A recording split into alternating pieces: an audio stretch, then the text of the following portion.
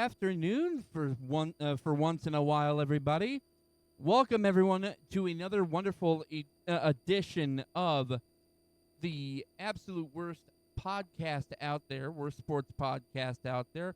This Raven Slayers Hour. And as the title does confirm, we are going through and discussing AFC North, the AFC West, and we're breaking down my personal fantasy draft this week here, folks. So, I know it's been something that the old man and I have been super excited about, chomping at the bit to go and talk about here. And if you give me a brief moment, for some reason my Discord decided it was a good idea to go ahead and close. So, give me a brief moment here, folks, and I will get into the party with him. But without further ado, we have, of course, our wonderful special guest here today as well with us, folks. Snap. Gentlemen, how are we today? Give me one brief sec, just making sure we... Oh. Make sure you include all the audio. Yes, I'm well aware. You muted me. Oh, you muted him. Nope. Got it. All audio is included. How are we today, gentlemen? Living the dream, man. Living the dream. So, excited to tell you how wrong you are. Here we go. College football is back. I'm excited. Yep. All right. So where do we start today? Well, I think we start with the announcement. Have you announced to the viewers that we've got an opportunity for them? Give me one brief sec. I completely forgot to put on my jersey when I was getting everything set. So give me one sec. I didn't even know that you got yourself a Lamar Jackson jersey. I'll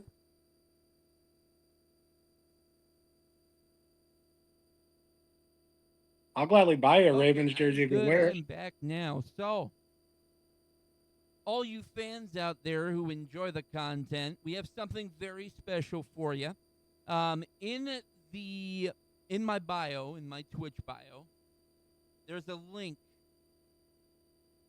a donation link. So every $5 that you guys don't know, the old man here is going to open up a pack of your choice, whether it be football or baseball. Yeah, for those of you who don't know, this all started because Raven here is a diehard fan of football and sports, and it's kind of something him and I have shared throughout the years. And he came up with the idea of starting these streams, an idea that Mr. Mike and I had talked about in the past, and we just could never get on the same page. So the fact that this is all kind of come to a head, and now we've got all three of us on a chat together or on a stream together is pretty awesome. So guys, if you're donating, the money's going to go to Raven. I'm going to donate the packs, guys.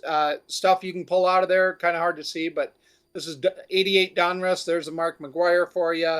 Let's I'll show. I don't think I've gotten to show this one off for you, Raven. 1990 Pro Set. There's a case hit. The NFL Pro Set Superhero or Super Pro card. Guys, $5 donation. This card sells now on the market if it's graded for like $160. So if you guys enjoy vintage stuff, throw a $5 donation his way. Let's help to thank him for putting this all together. All right. So the wonderful place we're going to start. What do you think? NFC, the AFC North or the AFC West? Where do you want to start? We got to go north. We got to go to the north. We're going to the north. Now, I think Raven and I discussed this before, and I'll say it again. The last two teams, regardless of division, that we're going to talk about are my Broncos and his Bungles. We'll talk about where those two teams are going to finish at the end of this all, and then we're going to give our postseason predictions. So, Raven, kick us off. Why don't you start with your namesake, the Ravens? Oh, good old Baltimore. So Baltimore kind of had a tougher time as far as trying to decide where they're going to end off at. They had a lot of key departures this year.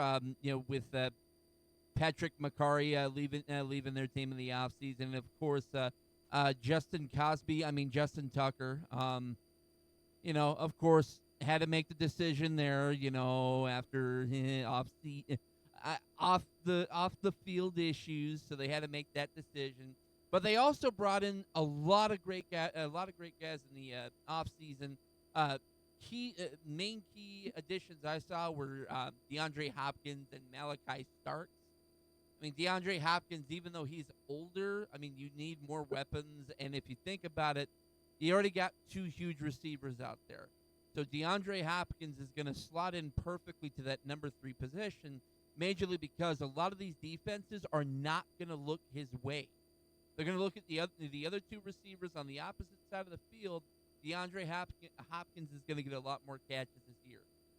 And then, of course, their guy they got on the draft, Malachi Starks.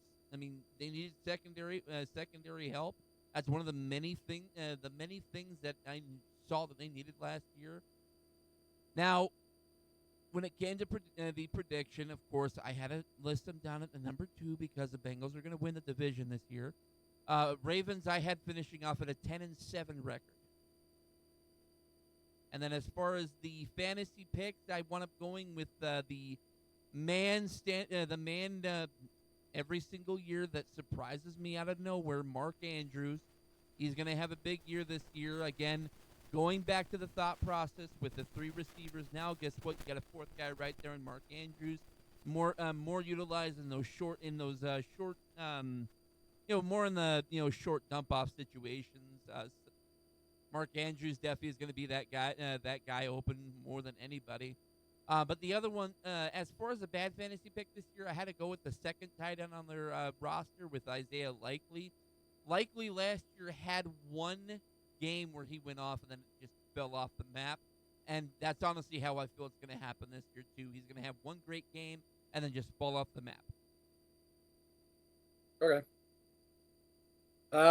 I'm going to let Mike go next because I'm going to be brutally honest at the end.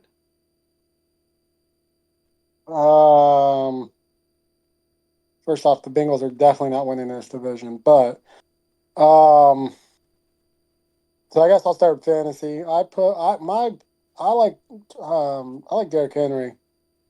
I think Derrick Henry's going to have another good year. Dude put up 1,900 yards last year. They really don't have another running back. Justice Hill is there, but Derrick Henry, the dude's steady. And I don't know if it's true, but I did hear that he's a big Adam Sandler fan, and that if he breaks 2,000 yards, Adam Sandler will put him in his next movie. Yep. So I don't know. I'm just going out on a limb. I'm guessing Derrick Henry's going to have another good year. If he gets 1,900 yards again, that's a pretty good year. So, and in my bust, I put Zay Flowers. I don't really like anyone on this receiving core. I think he's too touchdown dependent. And I think Lamar Jackson is just going to throw it to whoever's open. So, as far as the year goes, sorry, I'm getting interrupted by my son here. I have this team going 13-4. I think they are the clear-cut first place team in this. They're the team to beat in this division. I think that defense is strong, that offense is strong, the O-line is strong. I like Harbaugh. Yeah, 13-4. I could even see him getting a 14-3. So that's me for them. Okay. And for me, basically what I see when I look at the Ravens is let's run it back. The offense returned, very limited changes on offense. The defense was retooled through the draft. I really like the Malachi Starks pick. I agree with you, Raven, when you said that was one of the areas that needed to address, and I feel like they addressed it in a great way, great fashion. The real question just comes down to the big games in the playoffs for this team, whether or not Jackson can ultimately get over the hump. If he can stop being that guy who just can't win the big game. Record-wise, I came up with 12-5, so Mike, you and I a game off. And I think if Raven weren't picking with his heart on this one, he'd probably admit to the exact same thing we're saying. This is the first place team in the AFC North. Nothing against the other teams. It's really a 2-team race, but Nothing against the Bungles, but we'll talk about why I have them where I have them in a moment. As far as my fantasy hit, I'm just the opposite with you, Mike. I actually think Zay Flowers this year. Third year receiver. He's kind of been coming into his own. He blossomed a little bit last year, and it's that third year receiver. That's usually where you see them make the jump. The only thing that I see holding this guy back is the fact that Lamar Jackson tends to go to Mark Andrews, Derrick Henry, Lively down in the red zone, but I just feel like Zay Flowers is ready to make that leap. For my fantasy bust, Derrick Henry. I know it sounds crazy, but 1,900 yards last year, none of us expected it. Like, we all expected the decline. And I heard the same story as you, Mike, about how he's a big Adam Sandler fan, and Adam offered him the spot if he could get to 2,000. Derrick Henry won't touch 2,000 yards. Um, I actually expect to see a pretty significant decline. I'm thinking if he finishes in the 1,400-yard range overall and finishes somewhere around 8 to 10, like that's in terms of touchdowns, that's what I expect. But guys, they're drafting him fourth overall at running back and in the first round consistently. I actually think that Justice Hill might see more touches this year than last year, might steal a few of those carries and some of those yards. I think they're going to try and preserve Derrick Henry for the playoffs, and you're not going to see those same gaudy numbers again. But again, Baltimore Ravens first place at AFC North, without a doubt. I definitely have to agree with you when it comes to Derrick Henry. I'm pretty sure if he cracks that 2,000 yards, everyone's going to make the same sound that Adam Sandler makes every single one of his movies. A review. All right, what It's do we go? possible. Pittsburgh or the other Ohio Uh, team? You go to that other Ohio team, and Mike, you live the closest to Ohio of any of us. Why don't you tell us about the Cleveland Browns? Ooh. Oh man, the Cleveland Browns. I don't even know what to say about them. Like who's going to be the quarterback? Joe Um, Flacco. yeah, for how long is he going to be the quarterback? 4 weeks. Yeah, I mean I don't know what they're doing in Cleveland. They do got a decent defense. I mean not a horrible defense. They got Miles Garrett. But this is the league. You only go as far as your quarterback takes you. And I don't care if it's Dylan Gabriel, Joe Flacco, Deion Sanders kid, whatever his name is. That's overrated. Um, Kadur. yeah, none of them are going to win more. I have this team winning 4 games, competing for the first overall pick. I don't think they're going to get the first overall pick. Thank God, because if they drafted another quarterback and ruined that person's career, my God, how many times can they ruin someone's career? I mean, it's just not a good team. As far as the fantasy, yeah, I mean, I looked. It's very hard to find any. Um, what's the right word I'm looking for here? Anything good on that team? I could see Jerry Judy maybe because someone's got to catch the ball, and they're going to be down. So they're going to be throwing it. So if I didn't have to pay too much for Jerry Judy, I was getting him at the right spot. I could get him. As far as bust, excuse me, I would take Jerome Ford. I think Quinshon Judkins, the running back that they drafted, is actually going to steal some carries from him. So I would stay away from Ford. Maybe get go for a flyer with Quinshon Judkins. Ohio State kid. It's kind of a hammer when you put him down there in the goal line. He's going to get in. So, but this team is just bad. Definitely the second best team in Ohio. I will give the Bengals that. So for me, I like when it came to the Browns and they made the announcement of Joe Flacco, all I could say was really, like, seriously. And I mean, the Browns just keep browning around. I mean, and yes, I just used their team name as an adjective. Um, the Browns have a long history of just finding a way to screw it up. You got 5 quarterbacks on the roster. They just said today there's a very good chance they're going to roster 4 of them. How do you roster 4 QBs in today's NFL? It makes no sense. We He's the knew best. this would be a problem. We knew it was going to be a problem come draft day when they took two quarterbacks in this year's draft. I don't get it. If you're so sold on Dylan Gabriel that's the guy you're going to draft this year, you don't draft a backup that only creates drama. You can go back to Robert Griffin III and Kirk Cousins getting drafted by Washington, first round, fourth round. Like there was always that. Well, okay, is Robert Griffin the right guy? And ultimately, if you look at their careers, Kirk Cousins has won out immensely compared to Robert Griffin. Now, part of that is injuries, and Griffin's game fed to that. But yeah, the Browns just keep doing the exact same thing over and over, making you wonder what in the hell they're doing.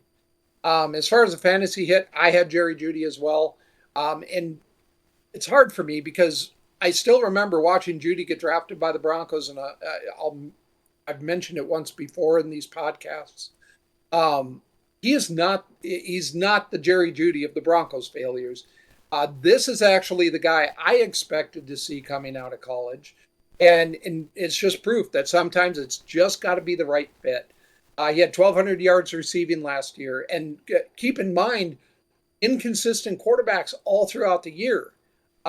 There's no reason to think that Jeudy is going to decline from the 1,200 yards passing he had last year or receiving. And I really expect his touchdown number of 4 from last year to jump and maybe even double. So, if you happen to get Jerry Jeudy round 5, 6, 7, this is a guy that could be a real potential wide receiver too through most of this season. And keep in mind, the reason for that is this team's going to be playing from behind. I had him at 4-13, and as far as a bust goes, it's the running game. Any of it right now.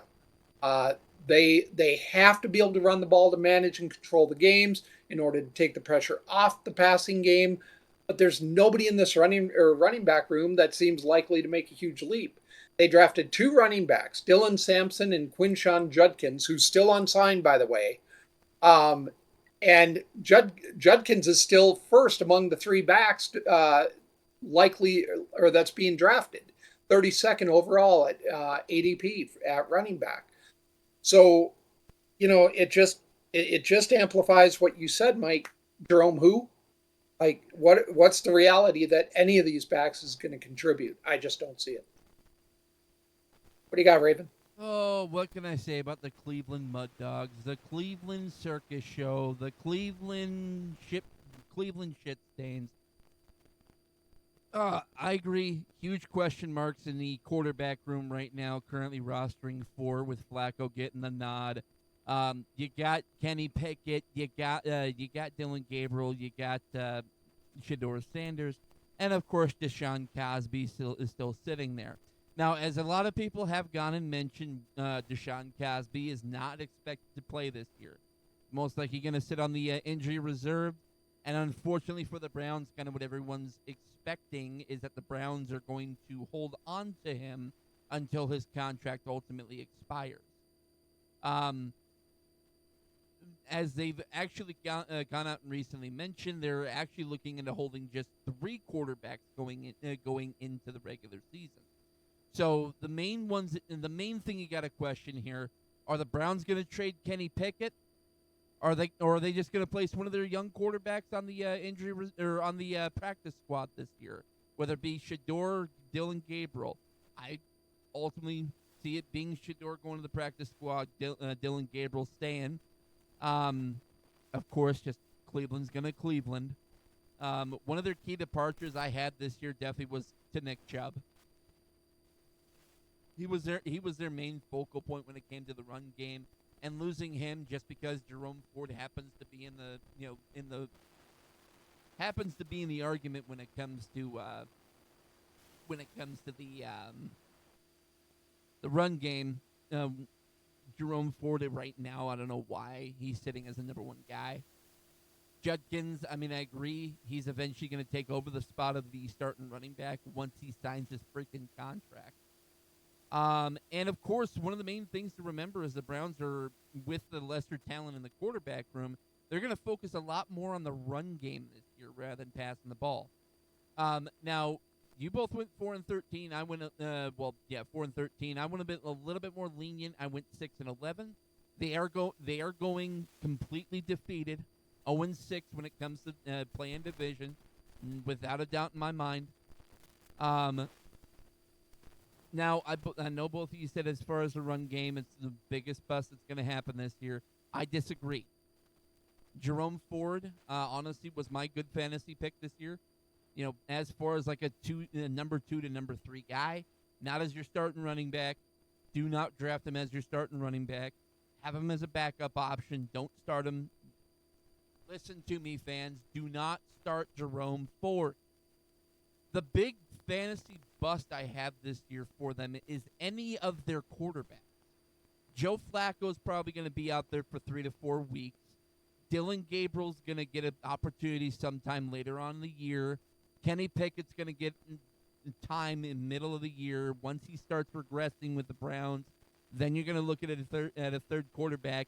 Who knows? Maybe even Shedeur gets some time off the practice squad. But any of the quarterbacks for the Browns, do not touch them.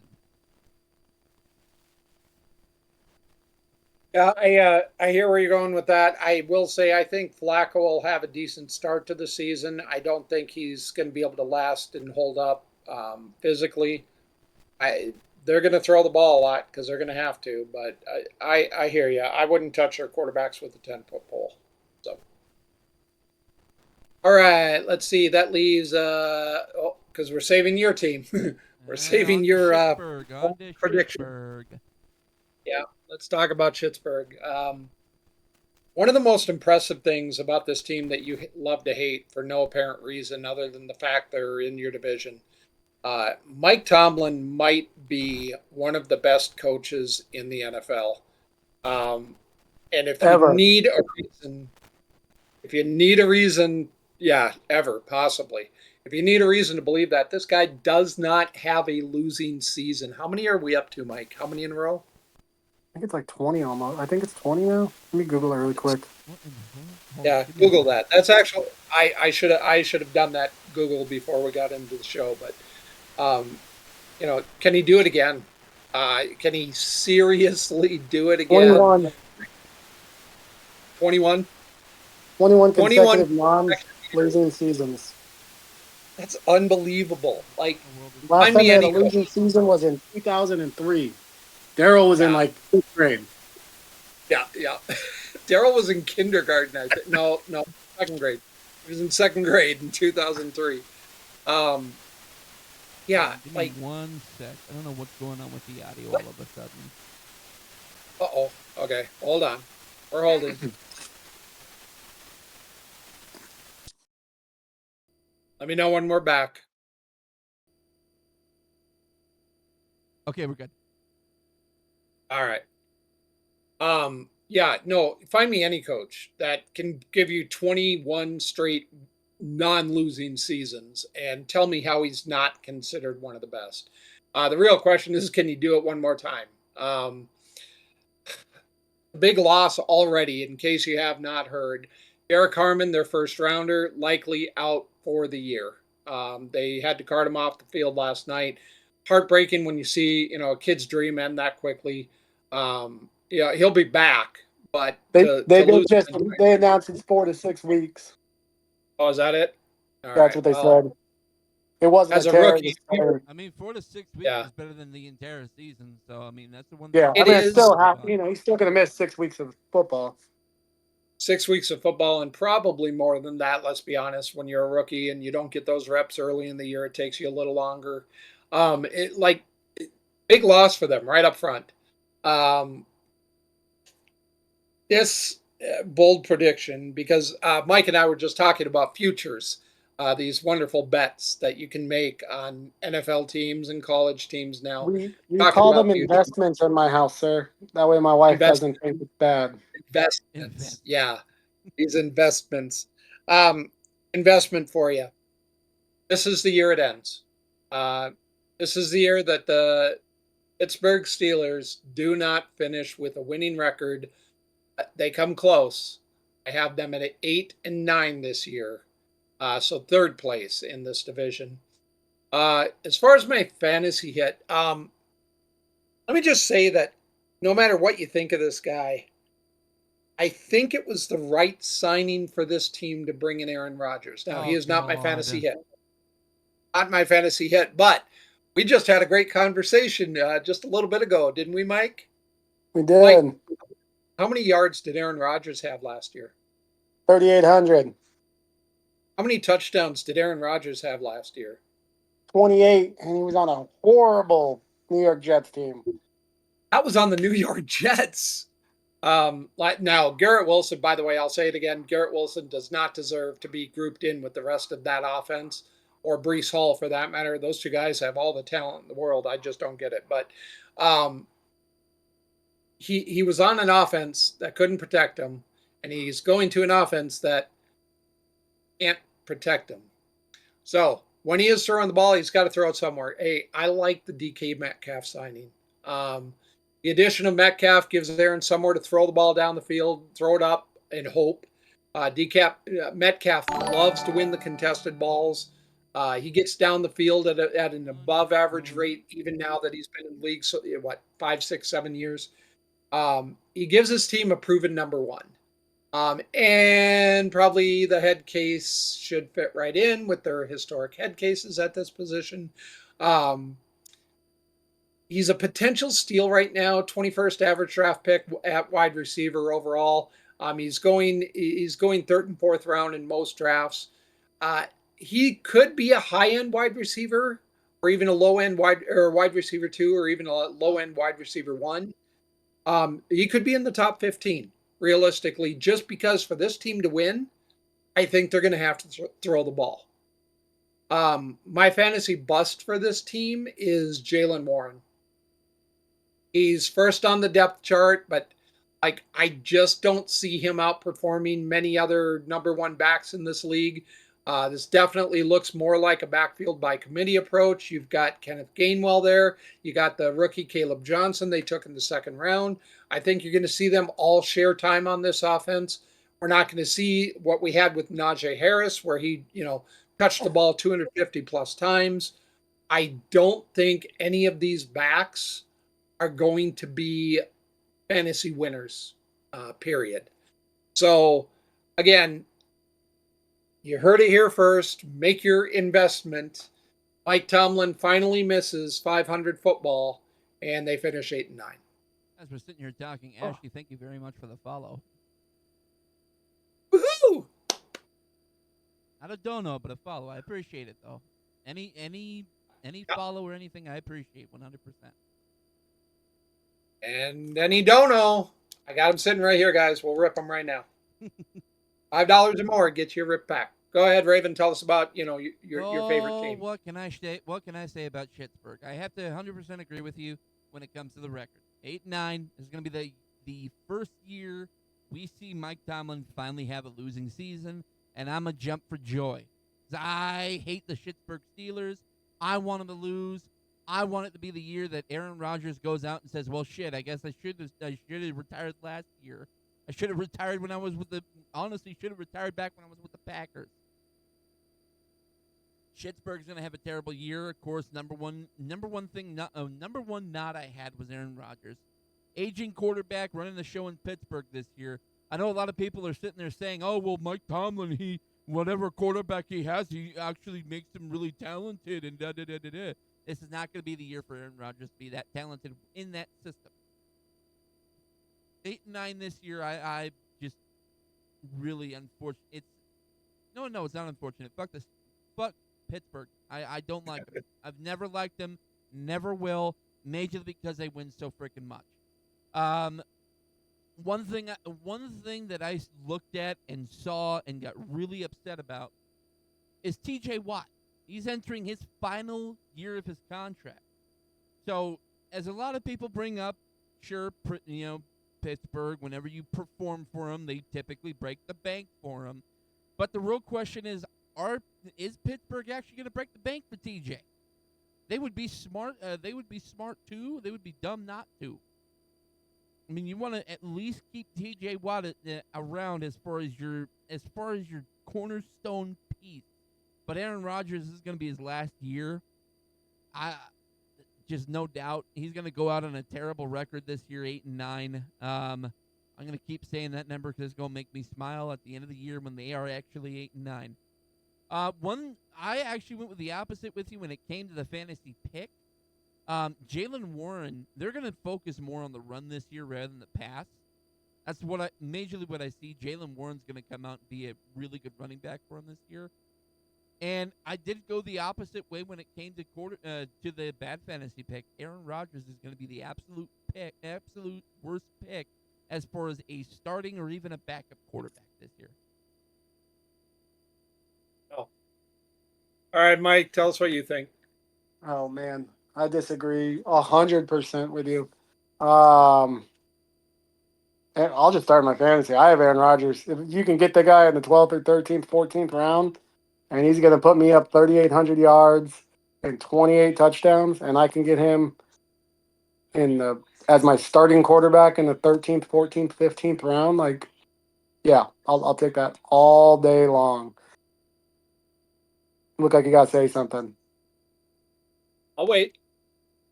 I do like DK Metcalf. Aaron Rodgers usually finds somebody, Devontae Adams, somebody that he's gonna just target and target and target and target over and over and over again.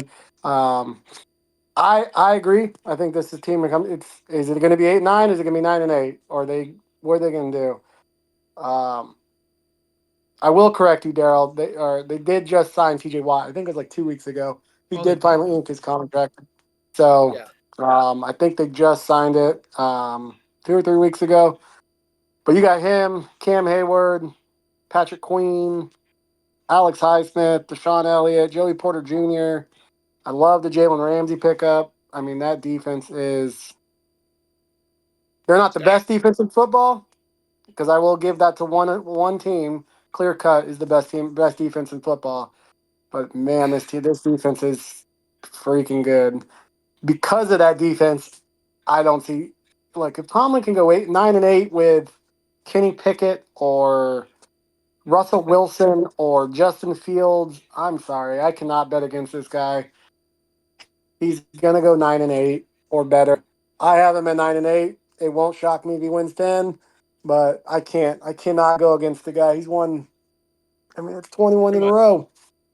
I appreciate the correction there. I completely didn't even realize that he got his contract. Congrats. I will say this, and I remember I was waiting to say the same thing. I will say this. I love the story about he walked in the office, he signed the paper, and he went right back to work. I got nothing but mad respect for all of the Watt brothers. I loved watching JJ play. I love watching TJ play. I am a little shocked. I get it. He's the face of the franchise. He's had a lot of injuries. I don't know that I would have broken the bank for him, but I respect what Pittsburgh does. So, you know why they did it though? Yeah, they screwed Cincinnati. Yeah, I know. By signing him back, because now Hendrickson's I know. Wait a second, TJ Watt got $41 million. I deserve at least that much. Don't worry, Mike. We'll swap. Cincinnati's wait, for Micah. Don't worry. We'll take Micah. You guys can take Micah. Good luck. We don't need him because Shamar Stewart is not going to save you. Yeah, I don't know. Steelers, man, 9-8. I'm going with them. I'm trusting Tomlin. Why don't we close it out and we'll let Raven here talk about his bungles and tell us why we're dumb, and we'll close out the AFC North and then we'll jump over to the West. Well, I know I've been jumping at the bit all week. I've been sitting waiting. I gotta mute. Before he says this, I gotta mute myself because I know I'm gonna laugh. So. Oh, good Lord. No need to mute, man. No need to mute. First and foremost, I want to go in and looking at this wholeheartedly. First and foremost, Trey Hendrickson's contract, his holdout is going to be a huge detriment to the team. Still in his last year of his contract. I'm not dumb. I'm not, oblivious to it. He's a cornerstone of this defense. You don't sign the guy, you're just signing yourself up for a failure this year. I know Burrow and Chase are coming off the years that they had. triple crown for Jamar Burrow having his insanely good year last year. Some of the offensive, the offseason additions that I saw were great for the team. T.J. Slayton, Demetrius Knight Jr., Barrett Carter, Shamar Stewart. Some of the sadder ones that I saw happen: Alex Kappa leaving, Jermaine Pratt being the head case he was and getting the fuck out. I looked how everything broke down. I looked at the defense. I looked at the offense. Offense is going to go and put up 70 points a week. I get it. It's going to happen. 12-5, winner of the division. Oh my God. 12-5. Now, something that's very important as far as a good fantasy pick. He's a consensus number 1 overall pick, especially happening in my league, and we'll break that down here in a little bit. Jamar Chase. If you got the number 1 overall pick, draft him. Draft him right away. The bad pick, and You finally said something smart. I'm gonna say something Yeah. the bad fantasy pick for me. It breaks my heart to say it because I'm such a huge fan of this receiver, Andre Yosheva. He's in a crowded room. Jamar Chase, T. Higgins. He's in a very crowded room. Yoshevas is a great. I don't even think a nice easy fantasy bus pick. I'm going to go with the 6th string receiver. He's not 6th string. He's like 3rd or 4th. Come on. Bold, very bold. I love Yoshi. Oh, he's a great player. More than anything on top of it too, something I was looking at as far as like the running back crew right now. Chase Brown's coming off a somewhat decent rookie year. He's going to build off of that. He's going to be a great running back this year for Cincinnati. And of course, I know you guys are probably going to jump on it and say it right away. The defense as well is something that is very lacking. I will say that they are the bad fantasy pick as well alongside Yoshivas. Oh, I'll go. First of all, just because what's about to happen, I don't want you to think I don't love you. Remember last week I put together that nice little pack for you. Hey, I went ahead and I threw in this guy. Little reflection there, but sending you red, white, and blue T. Higgins. So we'll throw that in the pack from last week, just so you know I do love you when I say you are stupid. I mean, as well bring up as well, regardless of what happens with the Bengals. Regardless with whatever happens with the Bengals, I got plenty of alcohol. I will be ready for the end of the year to cry and drink my sorrows away. We'll come back. That's good because you're going to be drinking. We'll come back mid-season, talk about how things are going. Yeah, we will. All right. So, Cincinnati Bengals, Bungles, jokes of the league, call them what you will. Look, like it's easier, I think, for me and definitely for Mike to look at this from the outside in and be a little more perspective, little more level-headedness. Here's what I will say: this team's going to score. They're going to score a lot. A lot of people forget that last year Burrow started the season injured. He was playing hurt a big part of the early part of last season. So the fact that that was the case and they still narrowly missed the playoffs only because, oh God, what team was it? There was a team that won their last game of the week or of the season. I think they play in Colorado, don't they?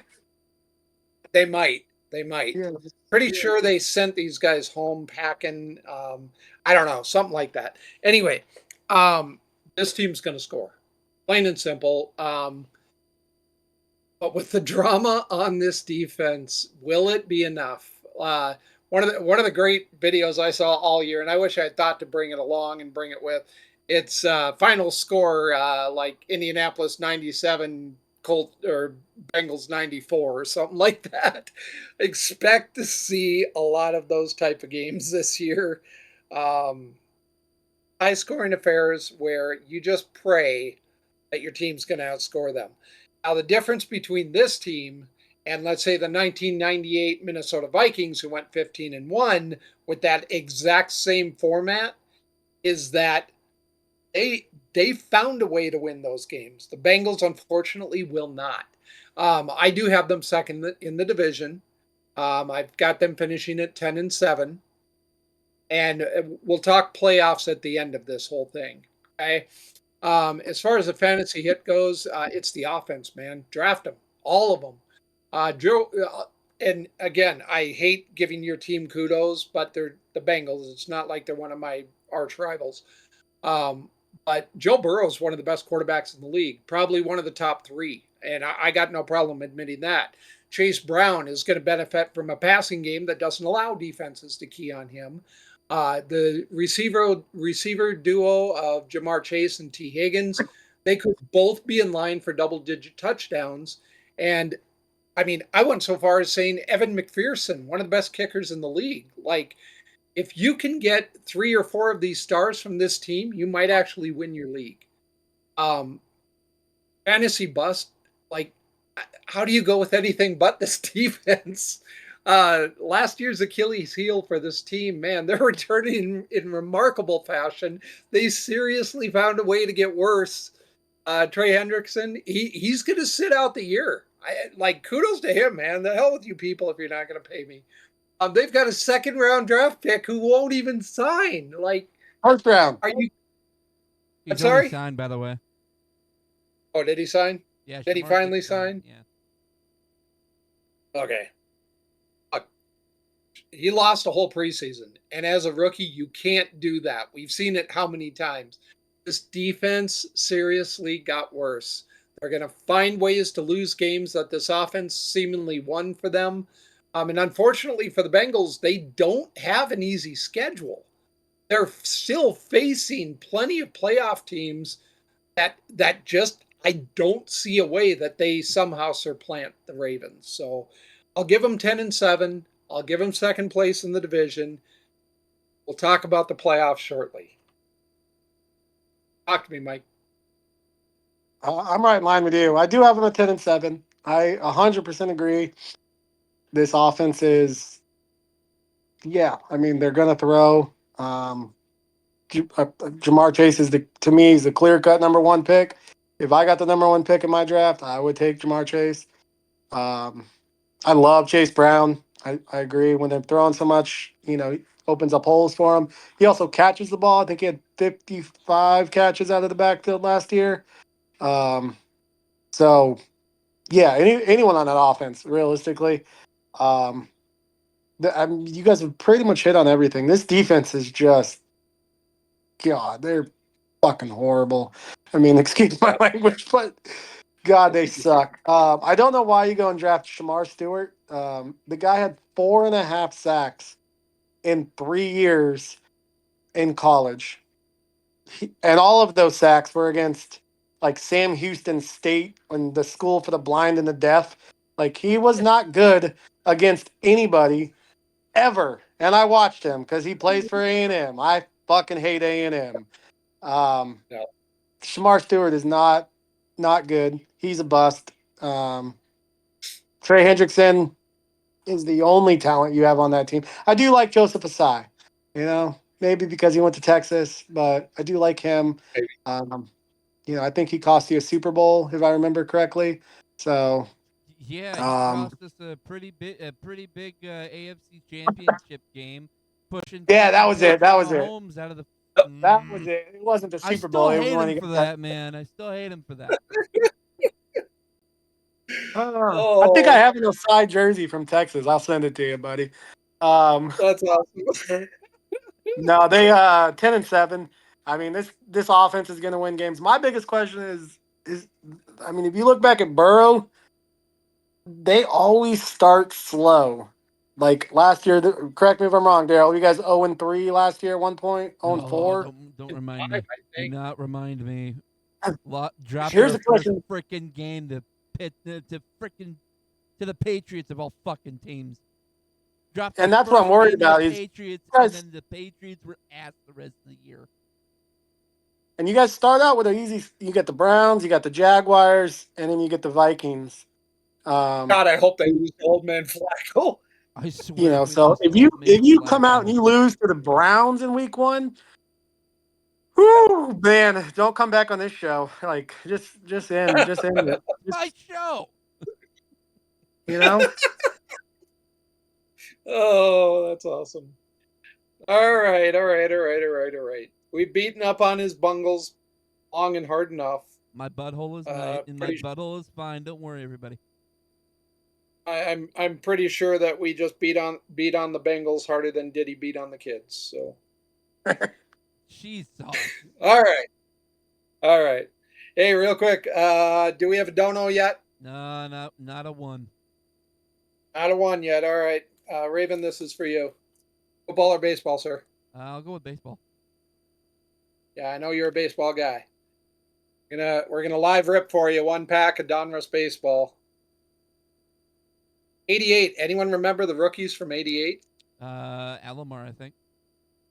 Alomar Jr., right? Alomar, I believe, in there. See what we can pull for you here. All right, good news. We got your puzzle pieces. Don't forget your puzzle pieces. How about Far too many of those. Jamie Moyer, Junior Ortiz, Zane Smith. Hey, how about a red for you? How about Ron Robinson, Bruce Ruffin? Mike, quick trivia question for you. What hitter had less walks, less strikeouts than any other back in the 80s? Tony Gwynn. Tony Gwynn. There you go. Alan Ashby, Greg Walker. How about a rated rookie, Lance Johnson, for your Cardinals? Mitch Williams action. Jack Lazaro. Mike Fitzgerald. Barry Steinbach. Charlie Liebrandt. And finally, we'll throw you a Julio Franco. There you go, bro. Enjoy those. Oh, I will. All right. My turn. Woo-wee. We're AFC not West out with time. the Broncos. We're gonna. No, we're doing them last. You know that. Oh, who do we start with? Mike, why don't you choose? You're the guest commentator today. Why don't you choose where we start in the AFC West?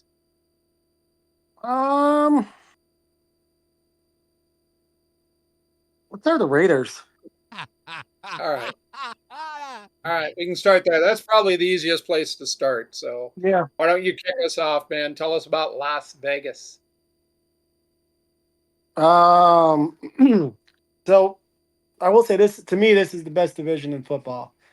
I think that the Raiders are going to be, I think they're in fourth place, but I do have them winning 7 games. I don't think they're going to be bad. I think I would have them higher, but you got to play the Broncos twice, you got to play the Chiefs twice, and you got to play the Chargers twice. They could go 0-6 in those games. They could go 1-5. I don't see them going better than 1-5. From a fantasy standpoint, I love Ashton Genty. He's on a Pete Carroll offense. They're going to run the ball. Unless he's in the Super Bowl, when he needs to run the ball, he runs the ball. So I like Ashton Genty. I do think that I think Ashton Genty will go for over 1,000 yards this year.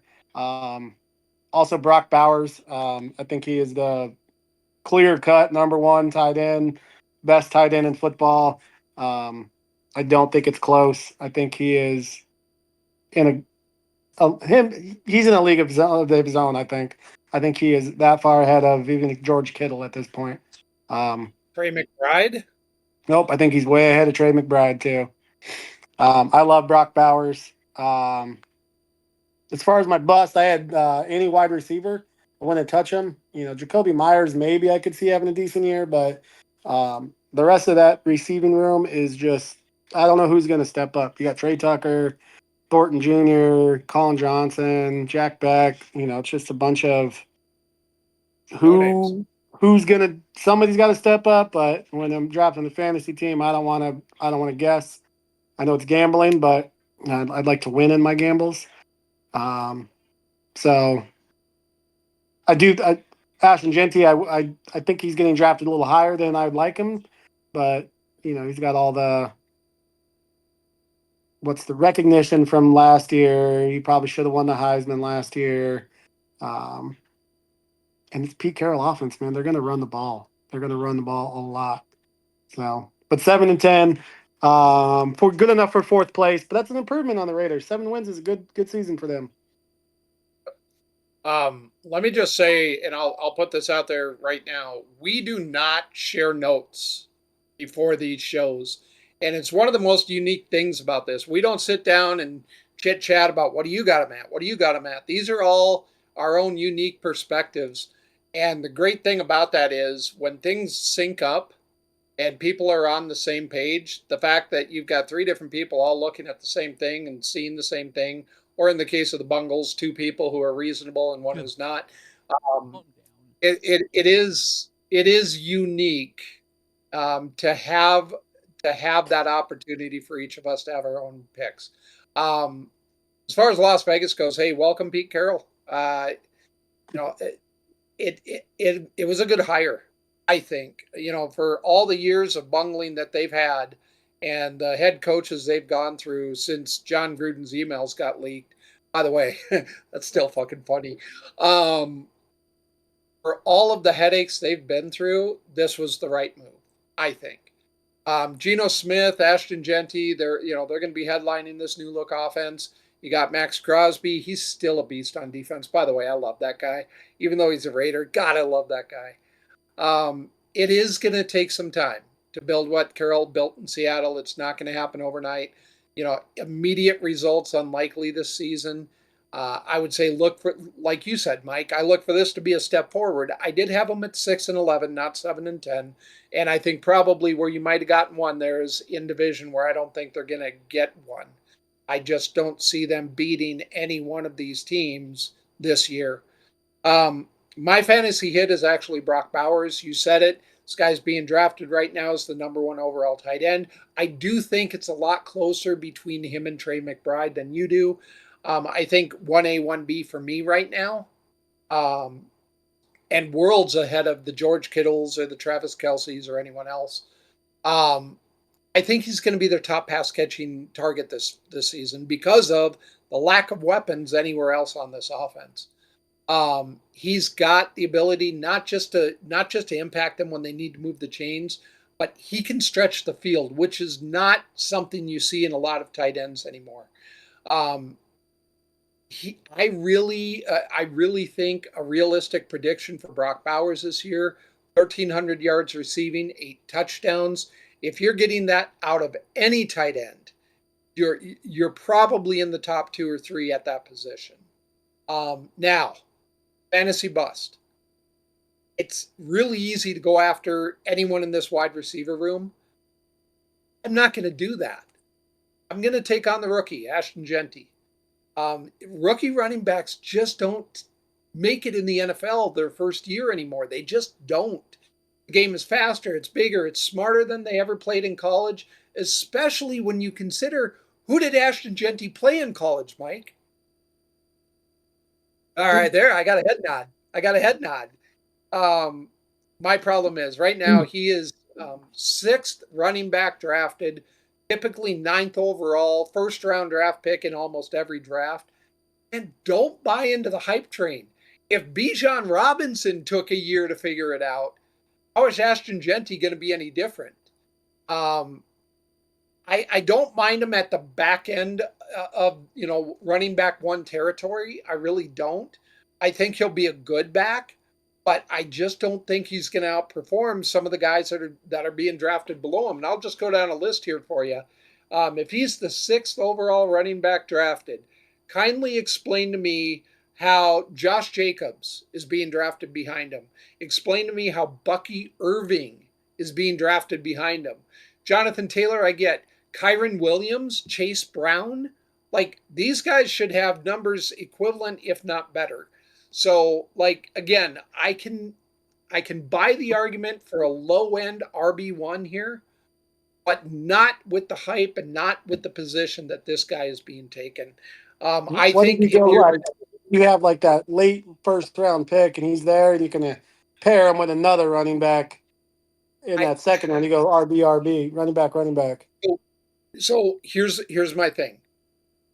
The talent or the number fall off at running back is not as steep anymore as it used to be. But the number drop off at receiver, that is. If you're not in the top 5 or 6 receivers, you're probably struggling. If you're not the top 2 or 3 running backs, everyone from 4 to 20 is going to get you real similar numbers. I just don't see spending the draft capital to take them at the end of round 1 unless you're in like a 16 team league. Dear God help you. Um, unless you're in a real deep league like that, I just don't see it. Me personally, I'd probably go wide receiver in the first round and then on the swing look at my running back. That's just me. Um, I will say, and I meant to mention this before, if you're in a dynasty league, you can grab a guy like this and overpay for him this year because of what's likely to happen next year, by all means. But if we're talking about just a single season league, I think Ashton Genty is being taken too high. Raven, you're up. Oh, what do I have to say about Viva Las Vegas? More than anything, I mean, with the Raiders, and I'm always have the analogy when it comes to going to Las Vegas. What's the number one thing? You go to Las Vegas, you go you go in with a couple $1,000. You start walking out of Vegas without your shoes, without your the shirt on your back. You ain't got nothing walking out of Vegas. Not how it works for me and Mike. You've never done Vegas with me, sir. So, first and foremost, Las Vegas. I do have to completely agree when it comes to in-division play. They're going 0-6. I know you guys had down maybe one win, but I mean 0-6. I mean, you got the Chiefs, you got the Chargers, you got the Broncos. There's no way they're winning a game in division. First year with Pete Carroll, as was well mentioned. One thing that Pete Carroll had a lot of success with was having a decent running back in his system. Ashton Genty fits the mold of what he needed when it comes to running back, especially knowing that he had little to no talent at running back last year. Key additions this offseason, of course, Ashton Genty and their new quarterback, Geno Smith. He was not going to be successful with, what was his name? Aiden O'Connell. He was not going to be successful in this offense. So bringing in Geno Smith, who had prior success in Pete Carroll's offense, great addition for the Raiders. They unfortunately lost some decent guys in the offseason with Robert Spillane and Trayvon Morig. I mean, losing those guys on defense, it's sad to see. Sad to see losing such great guys on defense. I looked at their record, looked at the games that they have. I only really have them winning 4 games this year. Their 4 winnable games I see are the Colts, the Titans, the Jags, and the Browns. Only 4 winnable games from this year. They have a difficult schedule, as well aware with 6 games within division in general. So 4-13.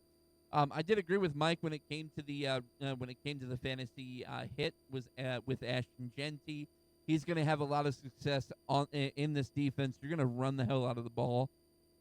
He's going to have a lot of success on this offense this year. The one guy I had with my fantasy bust, I do agree as far as the wide receiver room.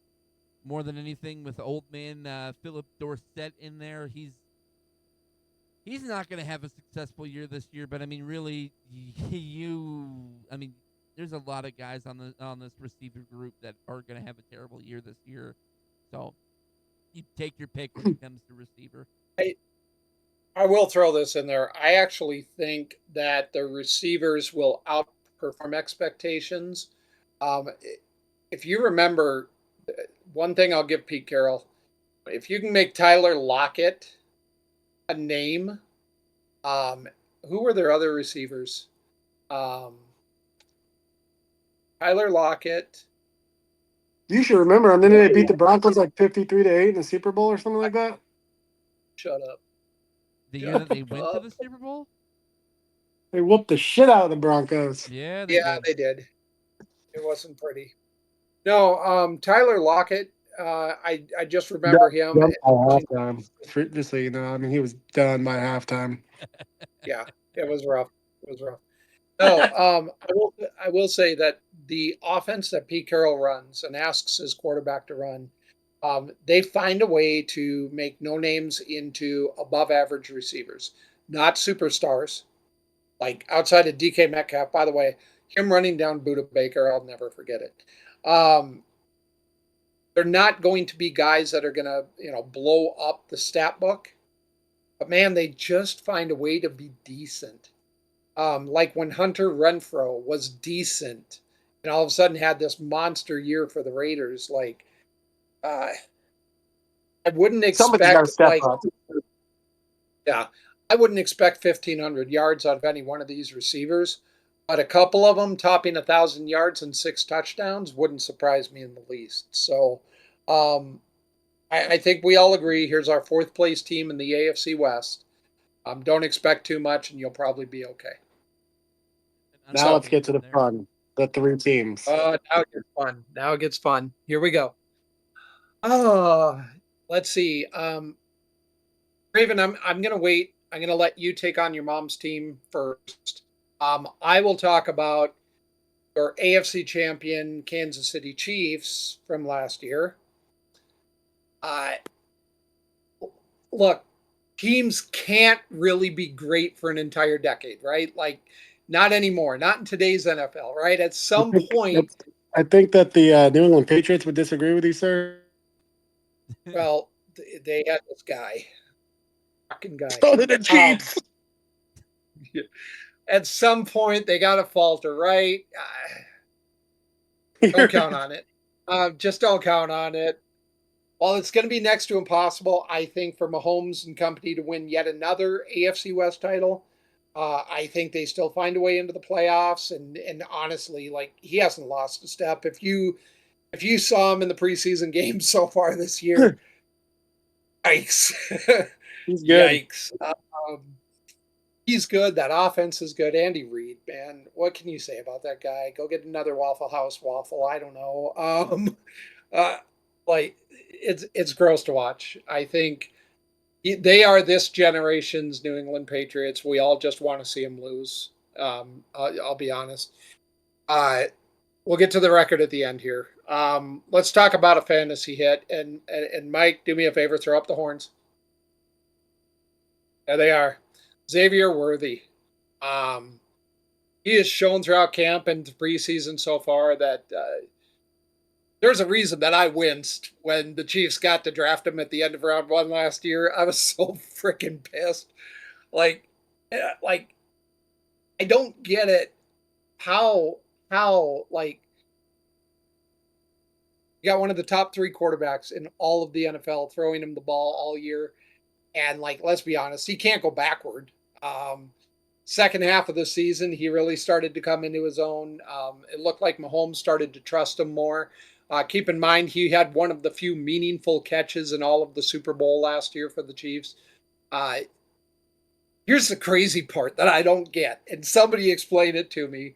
How is this guy at wide receiver, a 23rd overall receiver, coming off the board right now? How? Somebody's got to be your wide receiver 1. How is he being drafted as a low-end wide receiver 2? I don't get it. I think if you're projecting 1,100 yards, 8 touchdowns this season, you're probably going to be right on the money. If you can find me another wide receiver 2 that you think is going to meet or exceed those expectations, draft him ahead of him. I don't think so. I think he is a low-end or a high-end wide receiver 2.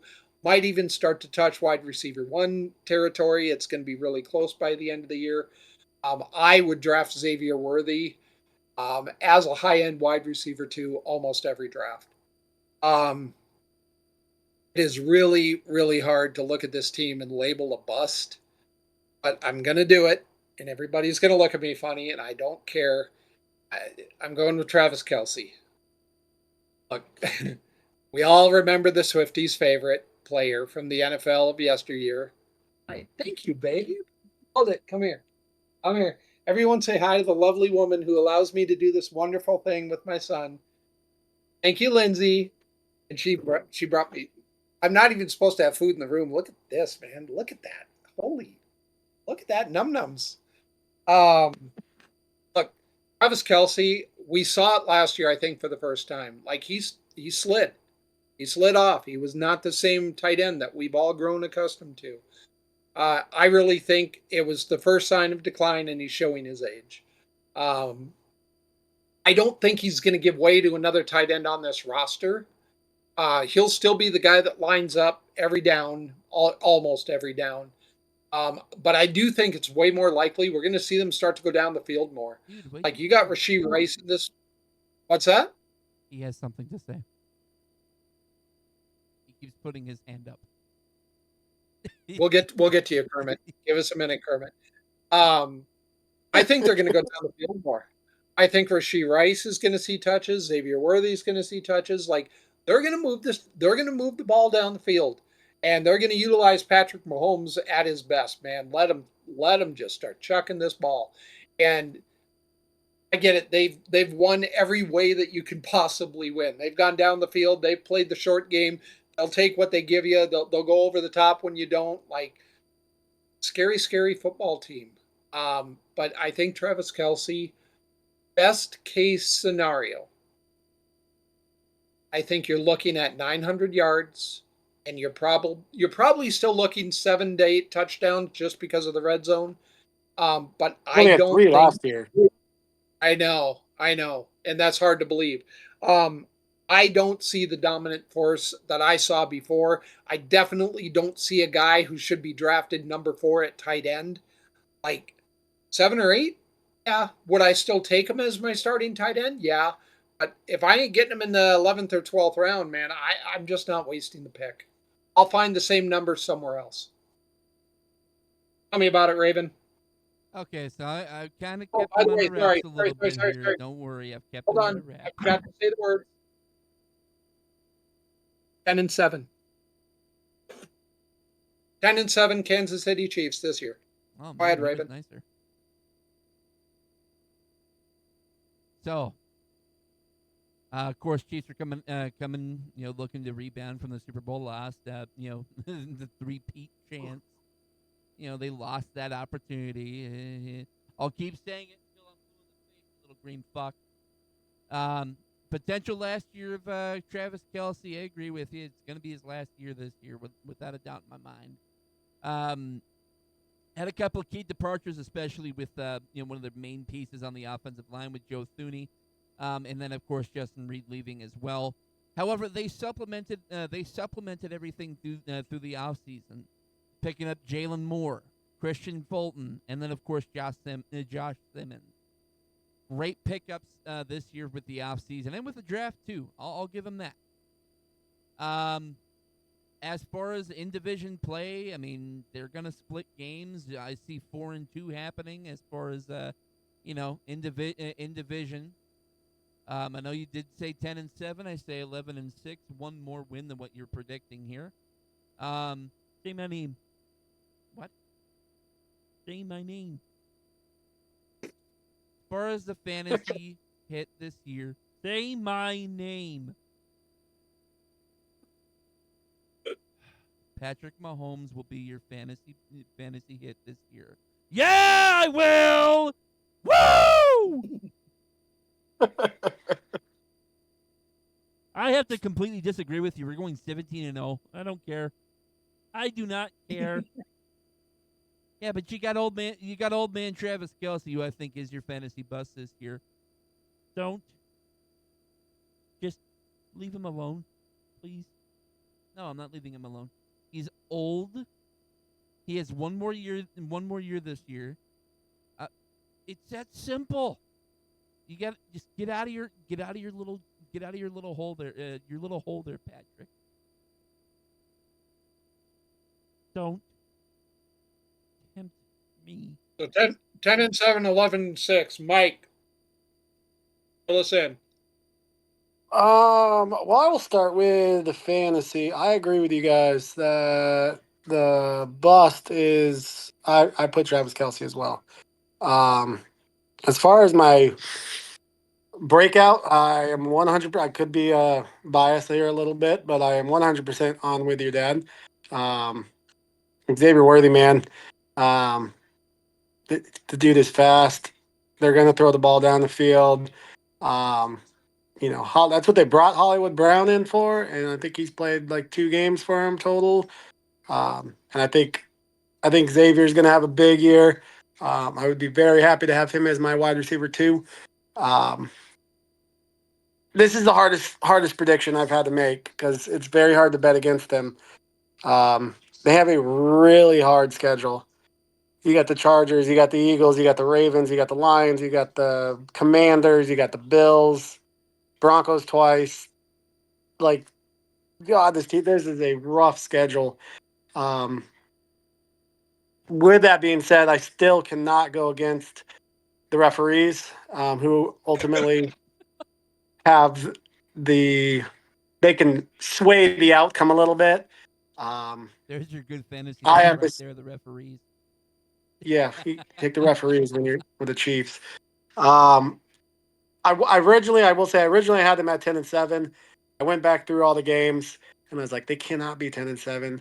There's no chance they're going to go 10-7. They're going to steal a win somewhere, whether it be a block field goal in Denver, some toe touch in the out out of bounds by the Ravens in the last second. Something stupid's going to happen. So I agree with Raven. It's 11-6. It's hard to bet against this team, man. Mahomes just wins. He reminds me of he's like a mixture of Brady and Favre.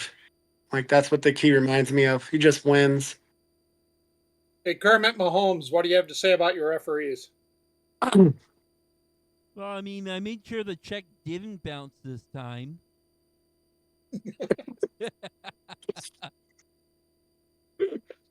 Oh, God.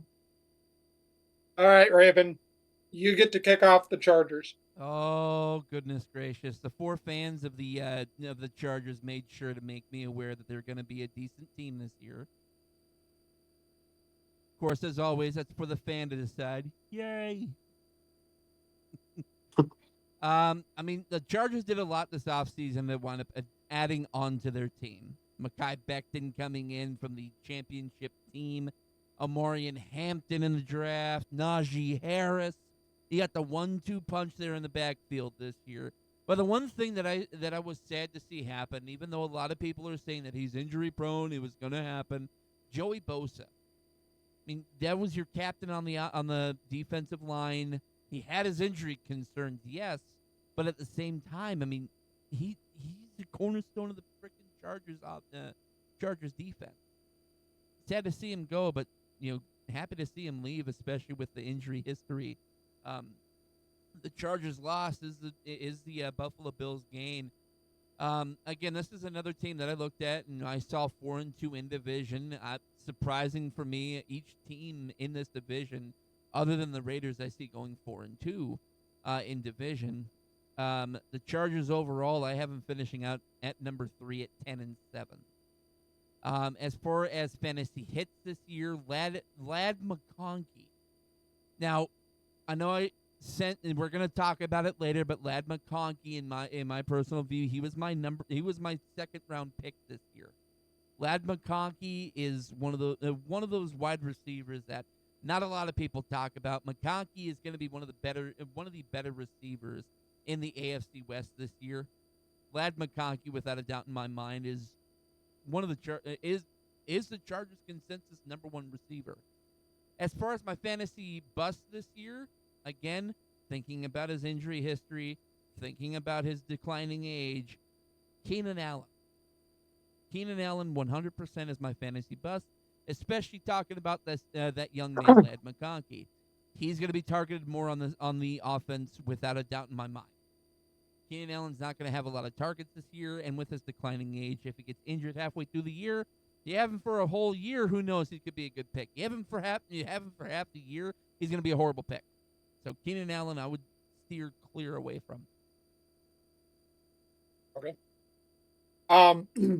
Let me just say, it's hard for me because it's hard to hate a team like the Chargers because there's not really any one particular thing to hate about them. I really like the hiring of Harbaugh. I think he's got this team turning a corner. I mean, his hiring means actual leadership for this team. Um, who was their head coach? Was it Brandon Stokely? No, Brandon. What was his name? Can't remember. Anyway, watching him just fumble as a head coach was rough. And then watching them move from San Diego to Los Angeles, like this team's been through enough. They've made additions to the running game. I initially loved the Najee Harris signing, going over to a Harbaugh offense until he decided he wanted to be a pirate. Arr! Uh, by the way, kids, don't play with fireworks. It didn't work for Jason Pierre-Paul. It didn't work for Najee Harris. It's not going to work for you. Um, I really think that this is just one more team in this division that's finally really set to challenge for the division and end Casey's reign. So any team that can potentially do that, like I'm a fan. I too chose Lad McConkey as I'm so sorry. Lad McConkey. I chose the other. Yeah, good old lad. If he can stay away from the alcohol, will be great. Look, this guy put up a pretty friggin' special rookie season, and I don't see a reason that it's going to change. I love what this kid can do with the football. Under Harbaugh and their offensive coordinator, Greg Roman, they love to go down the field. The receivers are the ones that are featured, not your running backs coming out of the backfield. They don't dump the ball off a lot. You've got Justin Herbert, who's got an arm unlike most others. I really think this offense stretches the field. And I think McConkey probably stands to see his numbers grow more than anyone else, especially with the retirement of Mike Williams. That was unexpected. Keenan Allen, I think, was signed more than anything else to be a veteran voice in that locker room. McConkey is just a really nice sneaky pick near the end of the wide receiver one status. He's currently the 11th wide receiver in average draft position. I think he's going to outperform A.J. Brown. I think he's going to outperform Drake London. I think potentially he could outperform Puka Nacua. If you're looking for a projection, I think 1,400 yards, 10 touchdowns, definitely not out of reach for him. I think he could be top 8 wide receiver overall. For my fantasy bust, we're going to go with Najee. The offseason injury to his eye, he still hasn't worked with the team enough after coming over from the Steelers in the offseason. It just doesn't make me believe that he's going to be a feature back in this offense anytime soon. On top of that, them drafting Omarion Hampton, who, by the way, should have been the Broncos pick at number 20. We'll talk about that in a minute. His consecutive stretch of 250-plus carries for Najee, it's over. You're not going to see him carry the ball 250 times this year. I kind of expect more pedestrian numbers, somewhere around 800 yards, maybe 5 touchdowns. I don't think he's going to be a beast in any shape or form. I think by midseason, it's going to be pretty clear cut. Hampton's going to be your lead back, and Najee Harris will be the backup. 10-7 for the Chargers this year, like you, Raven. This division is so tough to call. I can't wait to talk about the last team. Mike, tell us about the Chargers. Well, we'll go fantasy first, I guess. I won't really beat on it because you guys already kind of beat on it. Lad McConkey. I think we're all in agreement with Lad McConkey, which is weird to say in a Jim Harbaugh-led offense because my actual fantasy breakout, I love Omarion Hampton. I think he ended up in the perfect offense, and he is going to be I think by week 8, 9, he is going to be the feature back. So I love Omarion Hampton. I think he's going to have a big year. Jim Harbaugh runs, and he runs, and he runs. I watch a lot more college football than I do NFL. I study that a lot more. And Michigan, I mean, they're just boring as hell to watch because all they do is run the ball, run the ball, run the ball, throw it down the field. Run the ball, run the ball, throw it down the field. So, yeah, I mean, this is a loaded team on offense. I love their offense. I love their pickups. They brought back Khalil Mack. I think, or they got Khalil Mack, who I think was a good veteran signing. This is just such a hard damn division to pick. I have them at 10-7. This is scary. Yeah, I have them at 10-7. Could I see them? I honestly think week 1 is going to decide who finishes in what position for me, because the Chiefs and the Chargers play week 1. I think it's me probably the game of the week that week, or one of. I think it's Could the be. best game to watch that week, and I think it's on Friday, I believe, or Saturday of week 1. So, yeah, I mean, this team is, like he said. I mean, they've been through so much. It's like, at what point do they finally get over the hump? Um, they got all the talent in the world, so. Let me just say this real quick before we go any further. If the NFL is watching, stop it. Just stop it. I don't need Friday night football. Okay? Thursday 100% night, agree. tough enough. Thursday night, tough enough. Sunday, holy grail. Monday night football, yes. Stop it. There we go. Yeah, leave Saturdays alone and quit adding Yeah. stuff like a Wednesday Christmas game. I don't give a crap about that. Like, let me Now, have a day with my the family. only now I will say the only reason why he says that is because he worked at a pizza place. So knowing him, he hates making the amount of pizzas he does on football Sunday. I'll be honest. I don't have a problem with the pizzas when we have a football game because we're not a bar. So it doesn't bother me there. I just hate the idea of just all you do is water it down. You take away the holy grail. Like Sunday was my I day, like man. sitting down on a Sunday with 8, 9 games and let me flip through all my damn channels and find it. I don't want to have one game on Wednesday, one game on Thursday, one game on Friday. No, I don't want all that crap. Just give me one day Exactly. of just sitting on my ass, drinking beer, watching football. Yeah. And before we get to the most important team here, anyone else look at the price of NFL Sunday ticket? Anyone else? I got Yeah, I excited. have. I was like, man, they dropped the price of NFL Sunday ticket. This is awesome. And then I saw you also have to have a YouTube TV subscription at $85 a month. Good Lord. Bullshit. Bullshit. There we go. But We if got you that. have YouTube, you can. I did look into it. You can split it and like 2 different screens in 2 different states can watch it. I know. All right. I'm going last, boys. You guys duke it out. One of you two can go first. I'll go Oh, last. I'll gladly go first. I'll get this out of the way because it's going to be like eating crow. I can't believe what I'm about to say. I fucking hate the Broncos with everything in my being because of your old man. I don't know if I should go first, actually. No, I think you need to go first. Listen, Okay. I'm loving every I second went of what's first for the happening Chargers. right You go ahead and go first, sir. So 2 years, was it 2 years ago? Last year when they drafted Bo Nix, I remember I told your dad he was mad. Why did we reach for a quarterback? Blah blah blah blah blah. Yada yada yada. Screaming at the TV like I do every draft because I'm a Cowboy fan. And I told him, I said, Bo Nix is going to be the best quarterback in that draft class, the most consistent. And I still think he will have the best overall career. He might not put up the best numbers, but I love Bo Nix.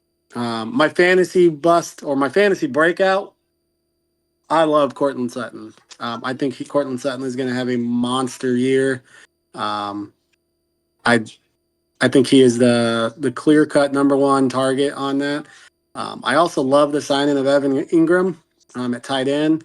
I think once that top 5, 6, 7 tight ends come off the board, there's really not a big difference if you got an Evan Ingram at 8 or 9. He's going to put up production. He's going to put up numbers.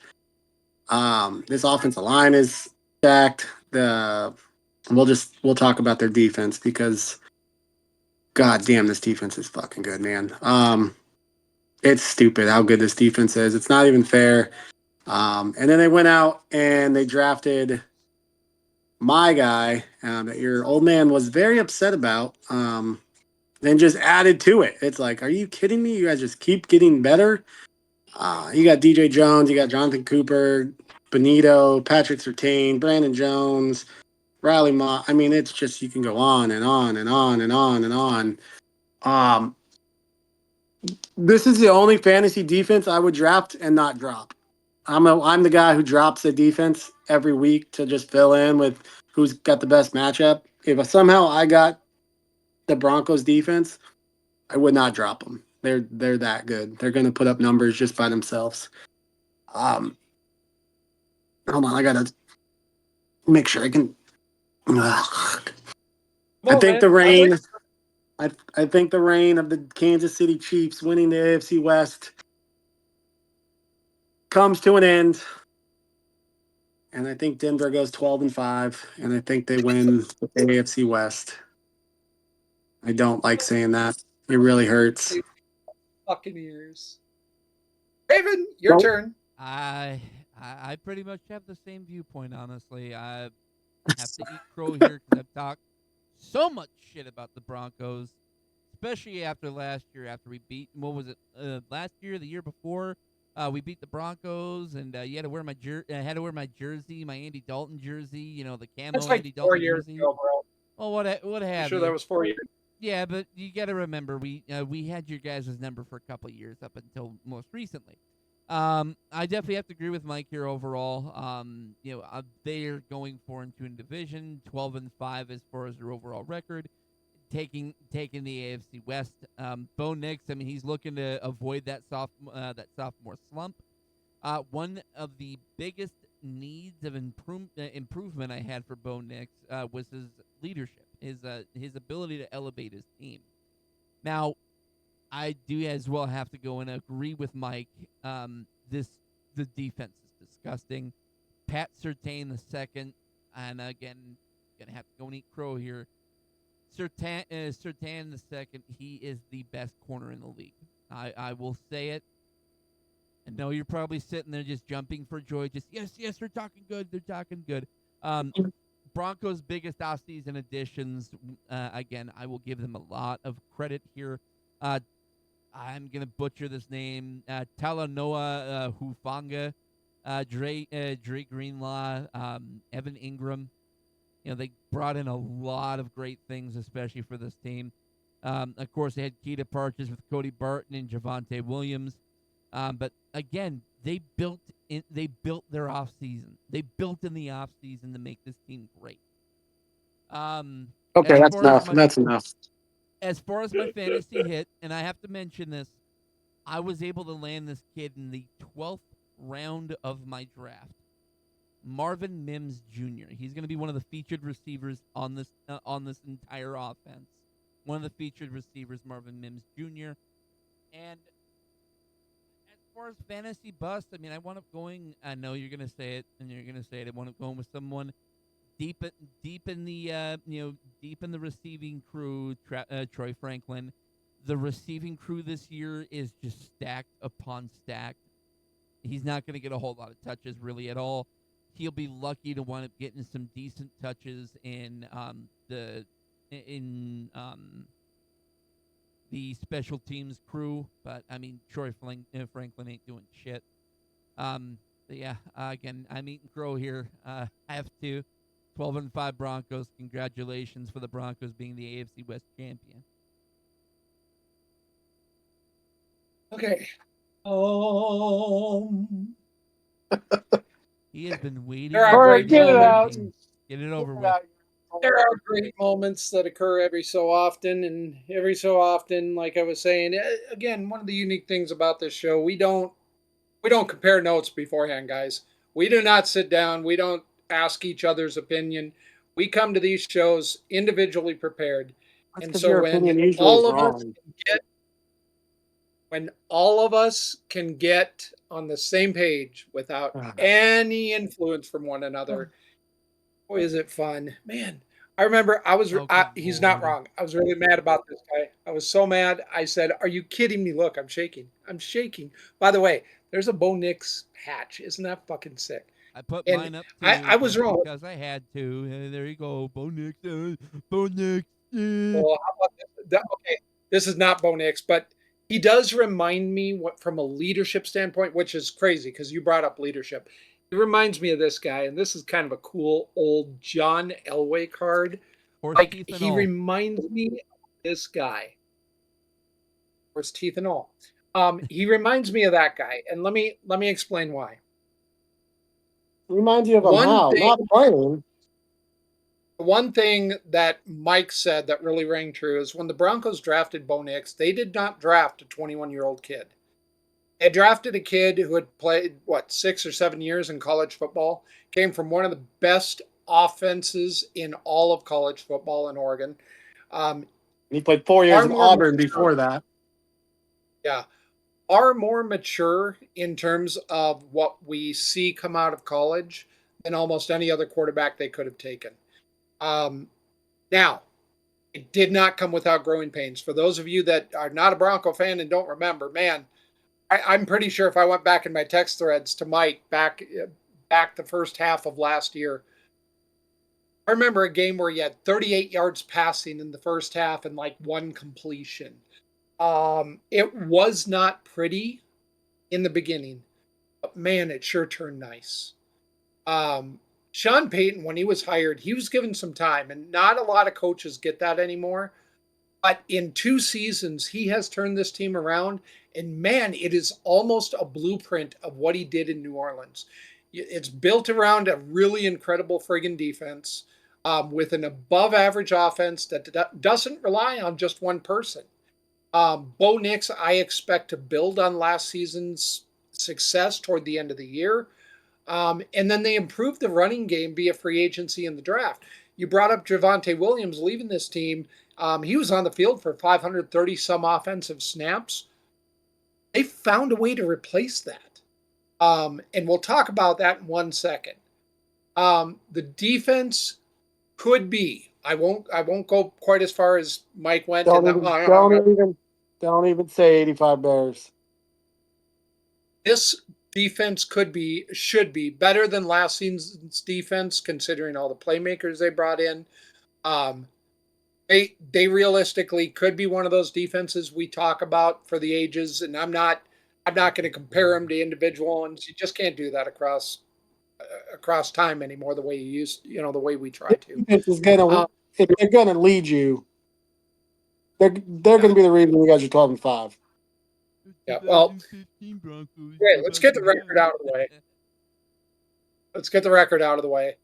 I actually came in at 11-6, 1 game worse than you guys did, but I do have them winning the AFC West this year. As far as my fantasy hit goes, this is a 2-headed monster. J.K. Dobbins and R.J. Harvey. Pay attention early on this season to this battle and wait for one or the other to emerge. If you're talking about who do I draft, handcuff them. Take them both. Alvin Kamara was this all-around back that Peyton had been looking for. He's been looking to replicate in this offense since he got here. And these 2 guys, they're going to be the beneficiary. It doesn't matter which one starts. One of them is going to probably be a high-end running back 2 by the end of the season. If I get one as an RB2 or even an RB3, I want the other back to back. And now I'm going to disagree with Mike. Cortland Sutton is my fantasy bust. He just can't ever seem to produce true wide receiver 1 numbers. He just got an extension. It's going to keep him in Denver through his remaining prime years. But you get 1,000 yards out of this guy and 6 touchdowns. Congratulations. You probably hit his ceiling. Again, this is not an offense that's going to focus on just one guy. You got Evan Ingram that just came in. You've got a wide receiver room that's probably 5 players deep. They're so deep that they just traded away Deshaun Vele for low-end draft compensation, fourth rounder, I think. And he was a 7th rounder last year with 3 touchdowns. So I really like all of the moves the franchise is making right now, not just as a fan, but if I'm just looking at football as a whole and I'm looking at the way teams build, this is the blueprint. You don't go out and you don't buy a Super Bowl for the most part. If you look at the Kansas City Chiefs, they didn't go out and buy a Super Bowl. If you looked at the New England Patriots for all those years, they didn't go out and buy Super Bowls. They had players that wanted to come play there because of the talent, because of the coaching, because of the culture. And that's what Denver is building right now. 11-6, first place in the AFC West. Congratulations to my Denver Broncos. So Oh, that brings us to playoff predictions. This is my favorite time of year. When everybody thinks they have a chance, and the reality is there's only like 16 out of the 32 teams that really do. Raven, you picked your Bengals to be first place in your division. Cincinnati Bengals will miss the playoffs. There you go. I said it. Live with it. Get used to it.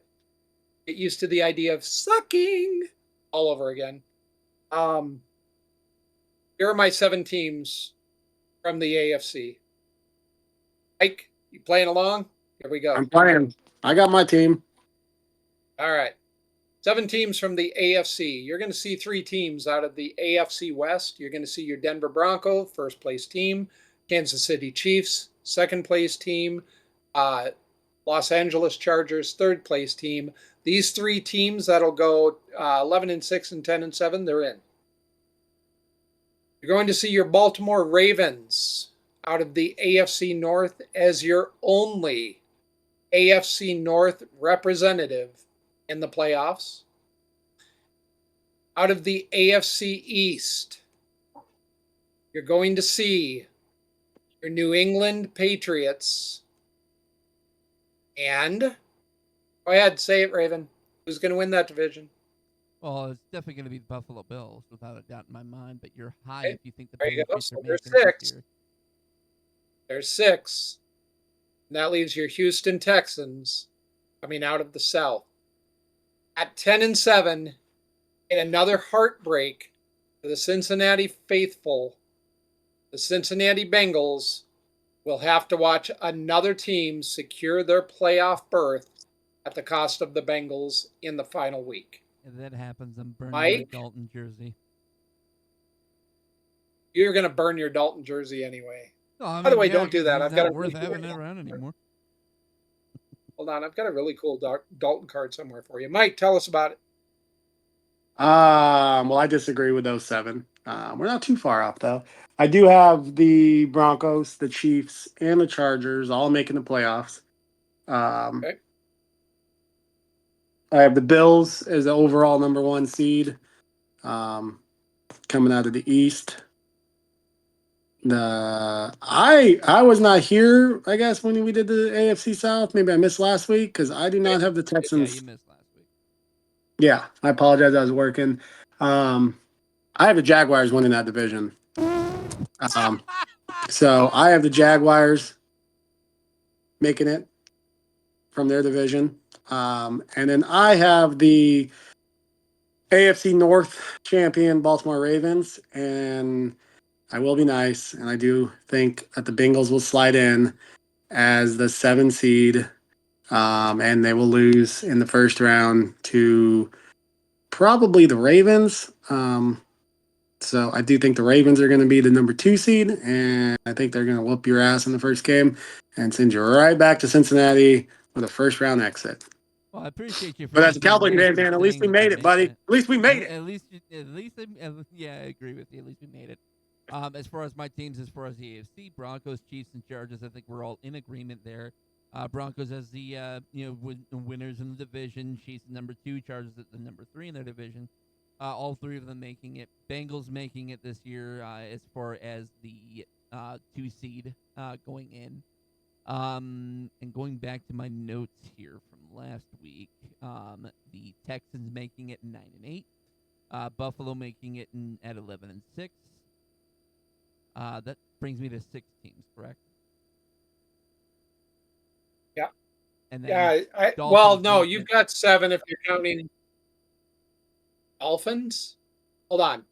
So you've got the 3 out of the AFC West. Yep. You've got 2 coming out of the North. No. So that only leaves 1 from each of the other 2. No. I said the Bengals are making it. I didn't say the Ravens.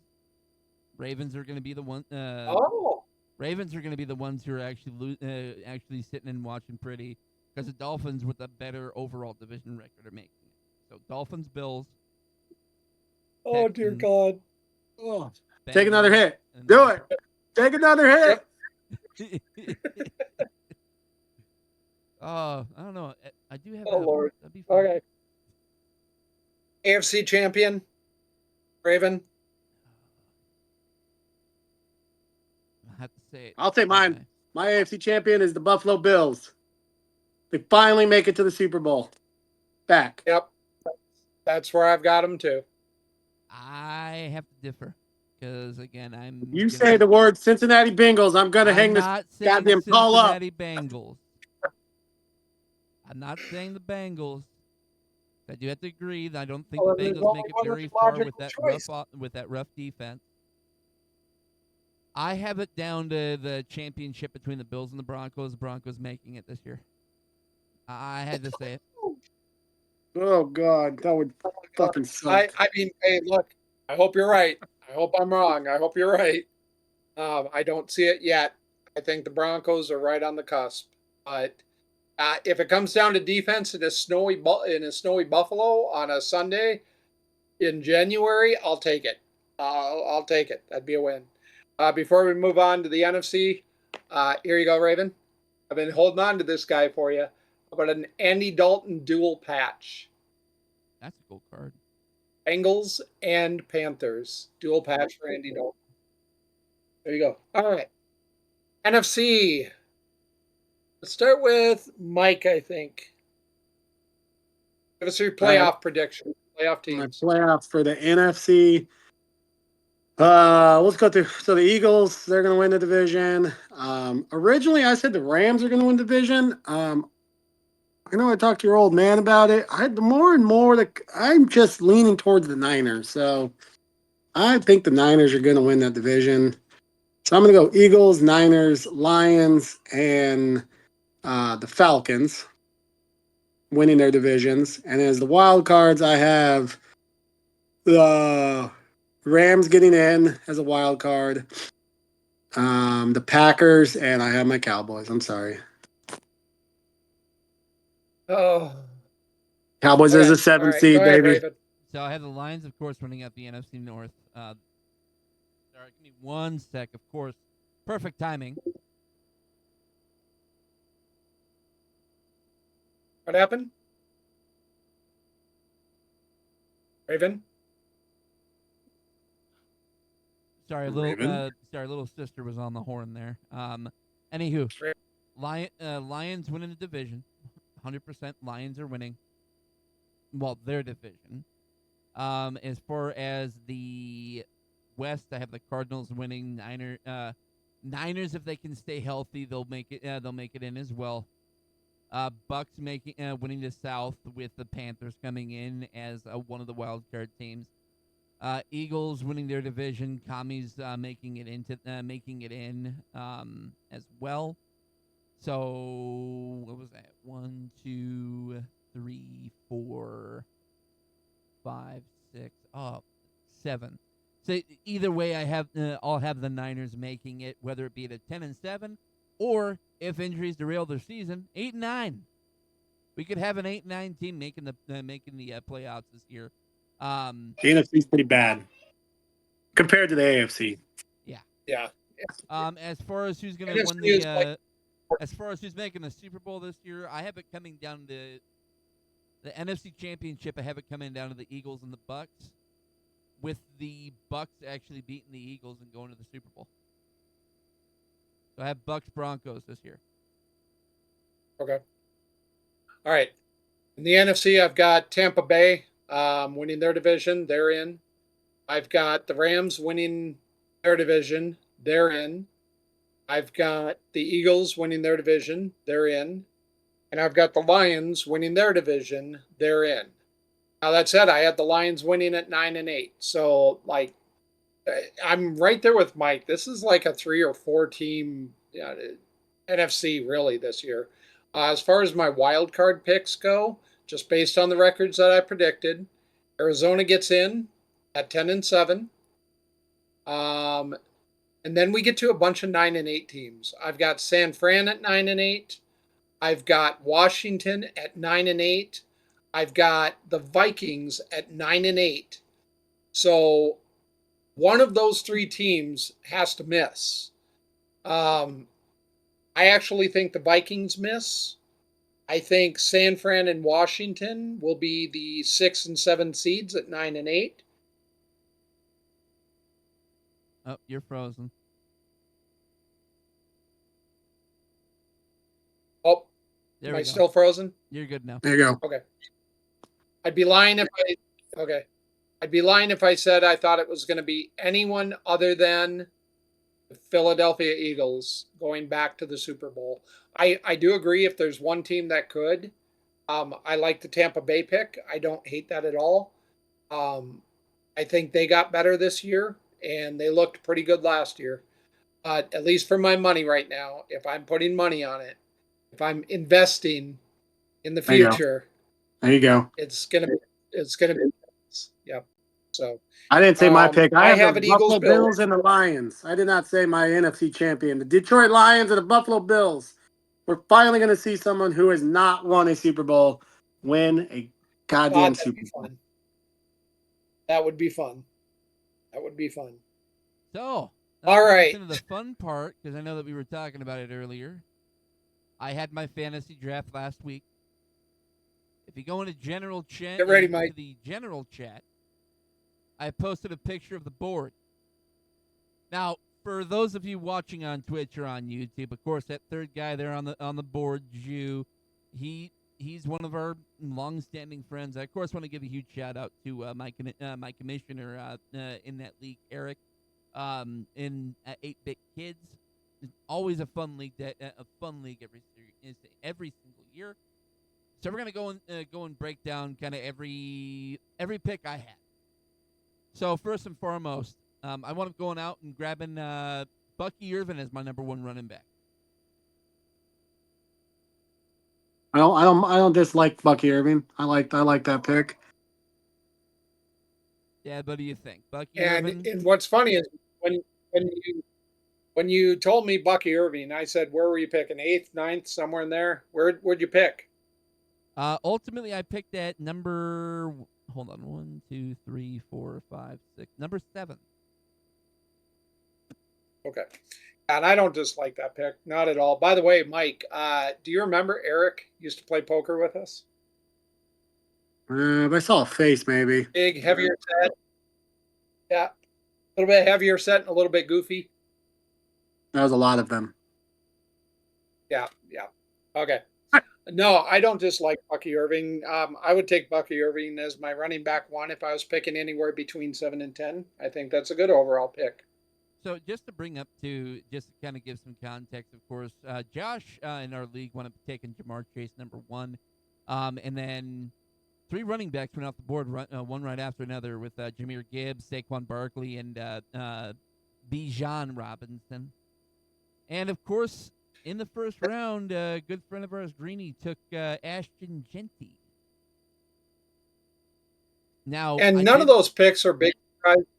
I will say I'm a little surprised Gibbs over Robinson, but each their own. Yeah. Is Fish the fish I'm thinking of? Steelers fan? Oh, no. No, Fish. you're thinking of Different fish. Yeah. Okay. So, after Bucky Irvin, things kind of fell. Puka Nacua went first in the second round. Then Derrick Henry, then Christian McCaffrey. How you picked Christian McCaffrey in the second round, I don't know. Then I went Ladd McConkey. And again, I like Ladd. What I like to look at is who went behind you. Who were the picks that went like That's the what next I'm looking two? at too right now. Puka.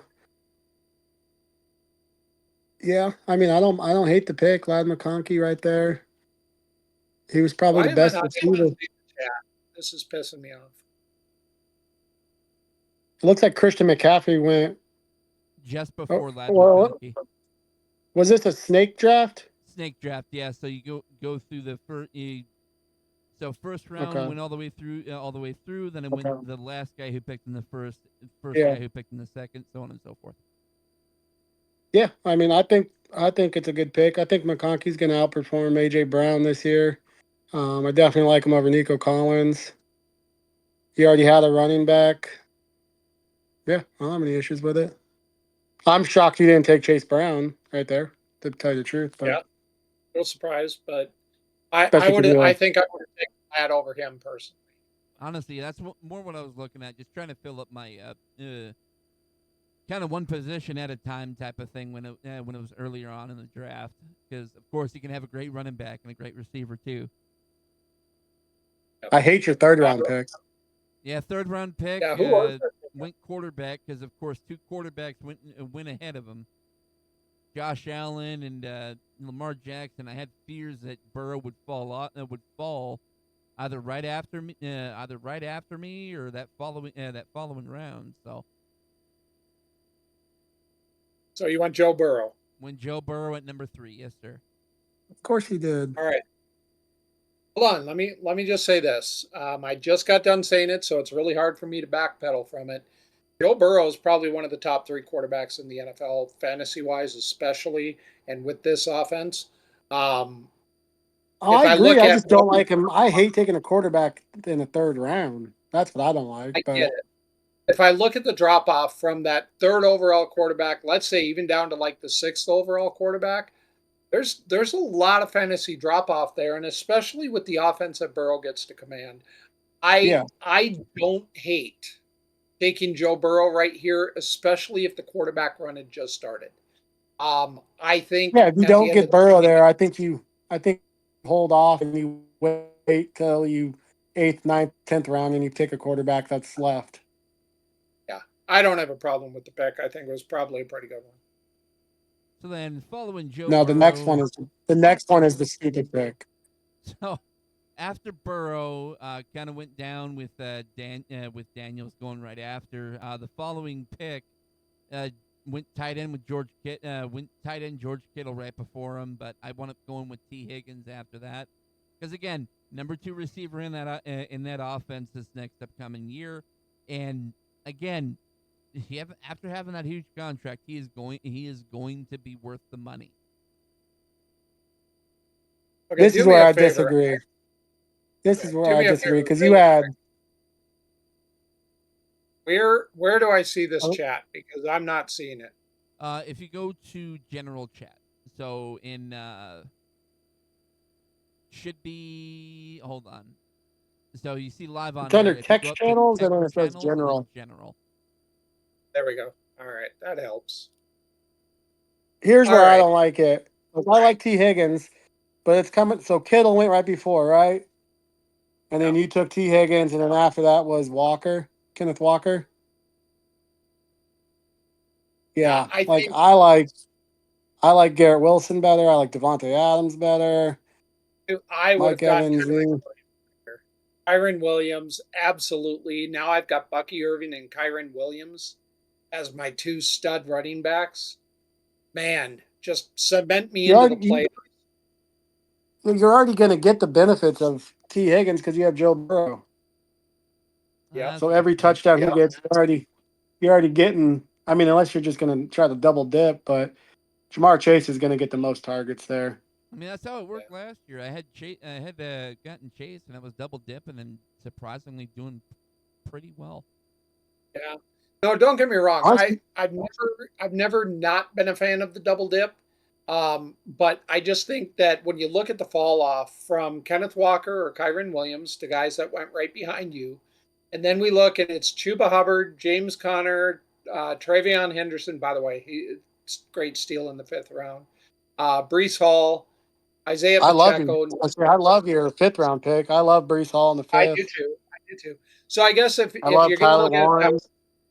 if you're going to look at it that way, that you got Brees Hall in the 5th and you were still able to get T. Higgins in the 4th, or vice versa, you got T. Higgins in the 4th, and you were able to get Brees Hall in the 5th, it doesn't look quite as bad. But I think for my money, I probably would have gone Kyron Williams and then looked at Xavier Worthy, for example, as my wide receiver too. Definitely. Yeah. So I mean, I I do like definitely. your last pick, Ray Davis. Yeah, Ray Davis was What's that? I'm trying to look. my last pick. More just depth, more than I'm anything. trying to. I'm gonna pick. I'm looking to see who's gonna win your division. I'm gonna see if I'm right or who's gonna win your league. So last year I I took second, and the guy who got the first pick this year, surprisingly, Josh, or no, Chris, the guy who picked right before me, he took first.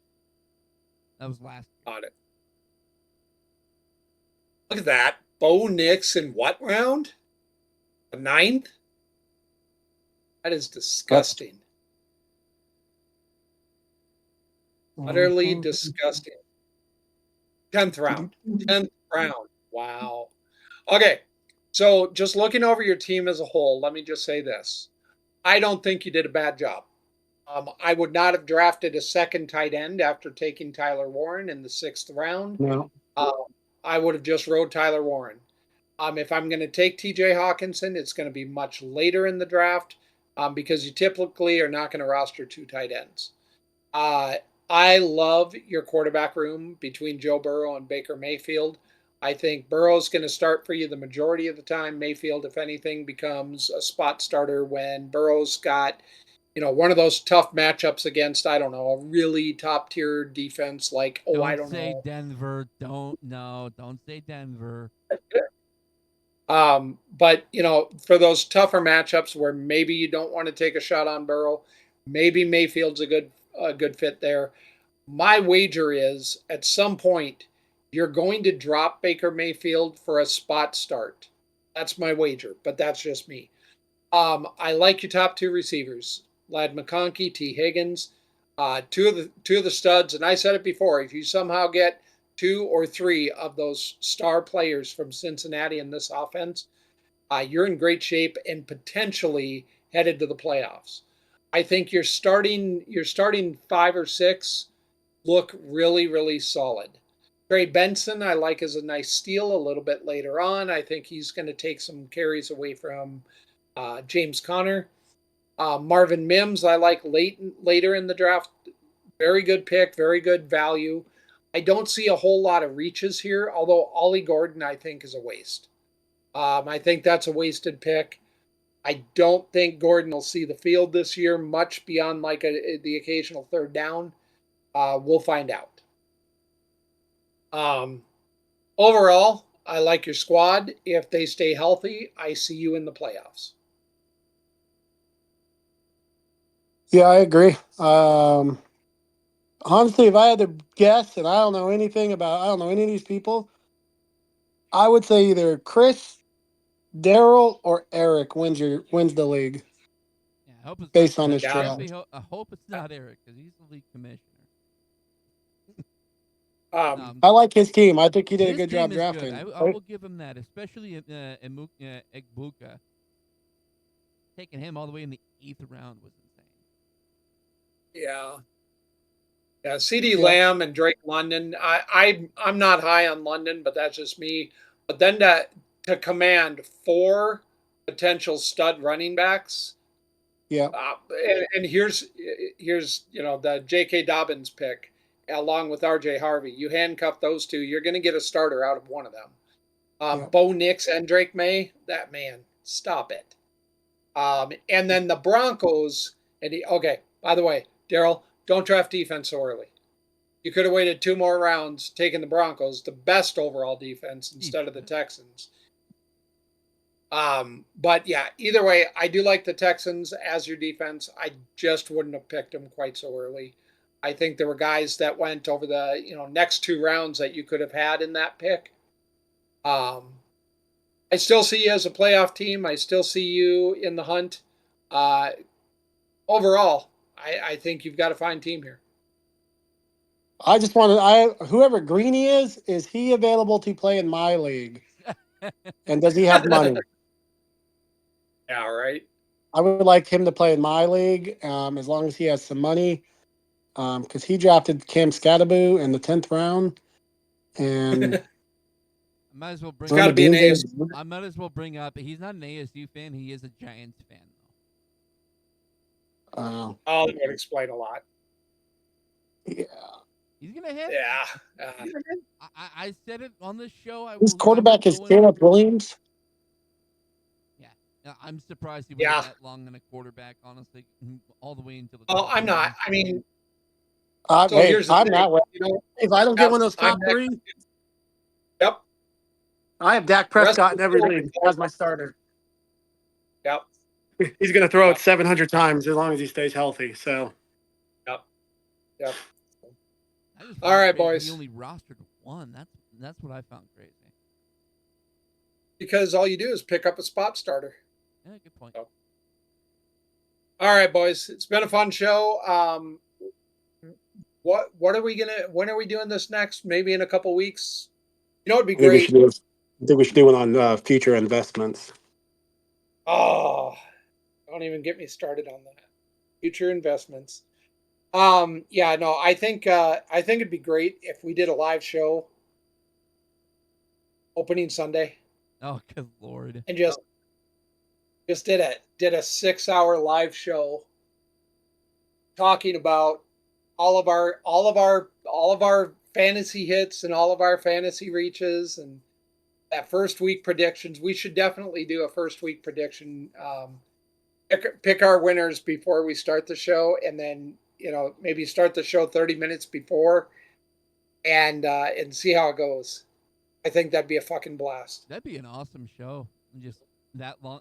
Would be. That long. We sit around for a couple hours watching games and talking shit about each other's teams. I think that'd be a friggin' blast. What do you think, Mike? You think you got anything better to do on a Sunday? I do not, especially because the Cowboys don't play on that Sunday, so you guys can't talk shit about the Cowboys. And Oh, that seems unfair. at that point, we're already be 1-0 and beat the Eagles. So You better hope so. Because if you have to come into a show where you guys have already played and you've already lost, it is not Hey. going to go well for you, sir. as always, I will say I will trade a loss every week for the Cowboys as long as the Longhorns win. That's all I care about. As long as the I hear you. Longhorns win, I agree. Hey guys, thanks everyone for tuning in. And again, I'll keep that same offer up for the next show. If you guys tune in and watch this post haste, if you watch the stream via Facebook, take a look at those donations. Whatever donations we receive between now and the next show, I will rip a pack on your behalf. So, Raven, you have a great week, sir. All right, catch y'all on the next one. That's going to bring us to the end of this wonderful show today. A lot of fun today, especially talking about my own team and talking about my fantasy team. I do agree. Next week is going to be a lot of fun, especially knowing the start of the season. We're gonna have definitely going to have a longer show. I know it's going to be a lot of fun, tons of fun more than anything.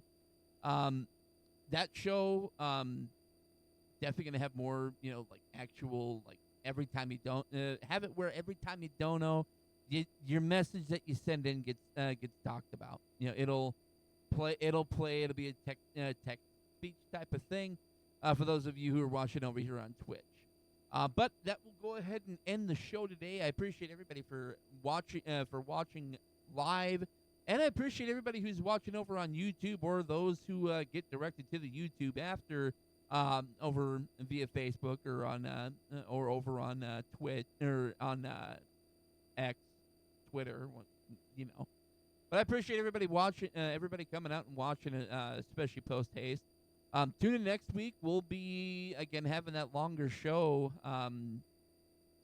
going over predictions for the week one, and possibly sitting there watching some games with y'all. So appreciate everybody for coming out, dude.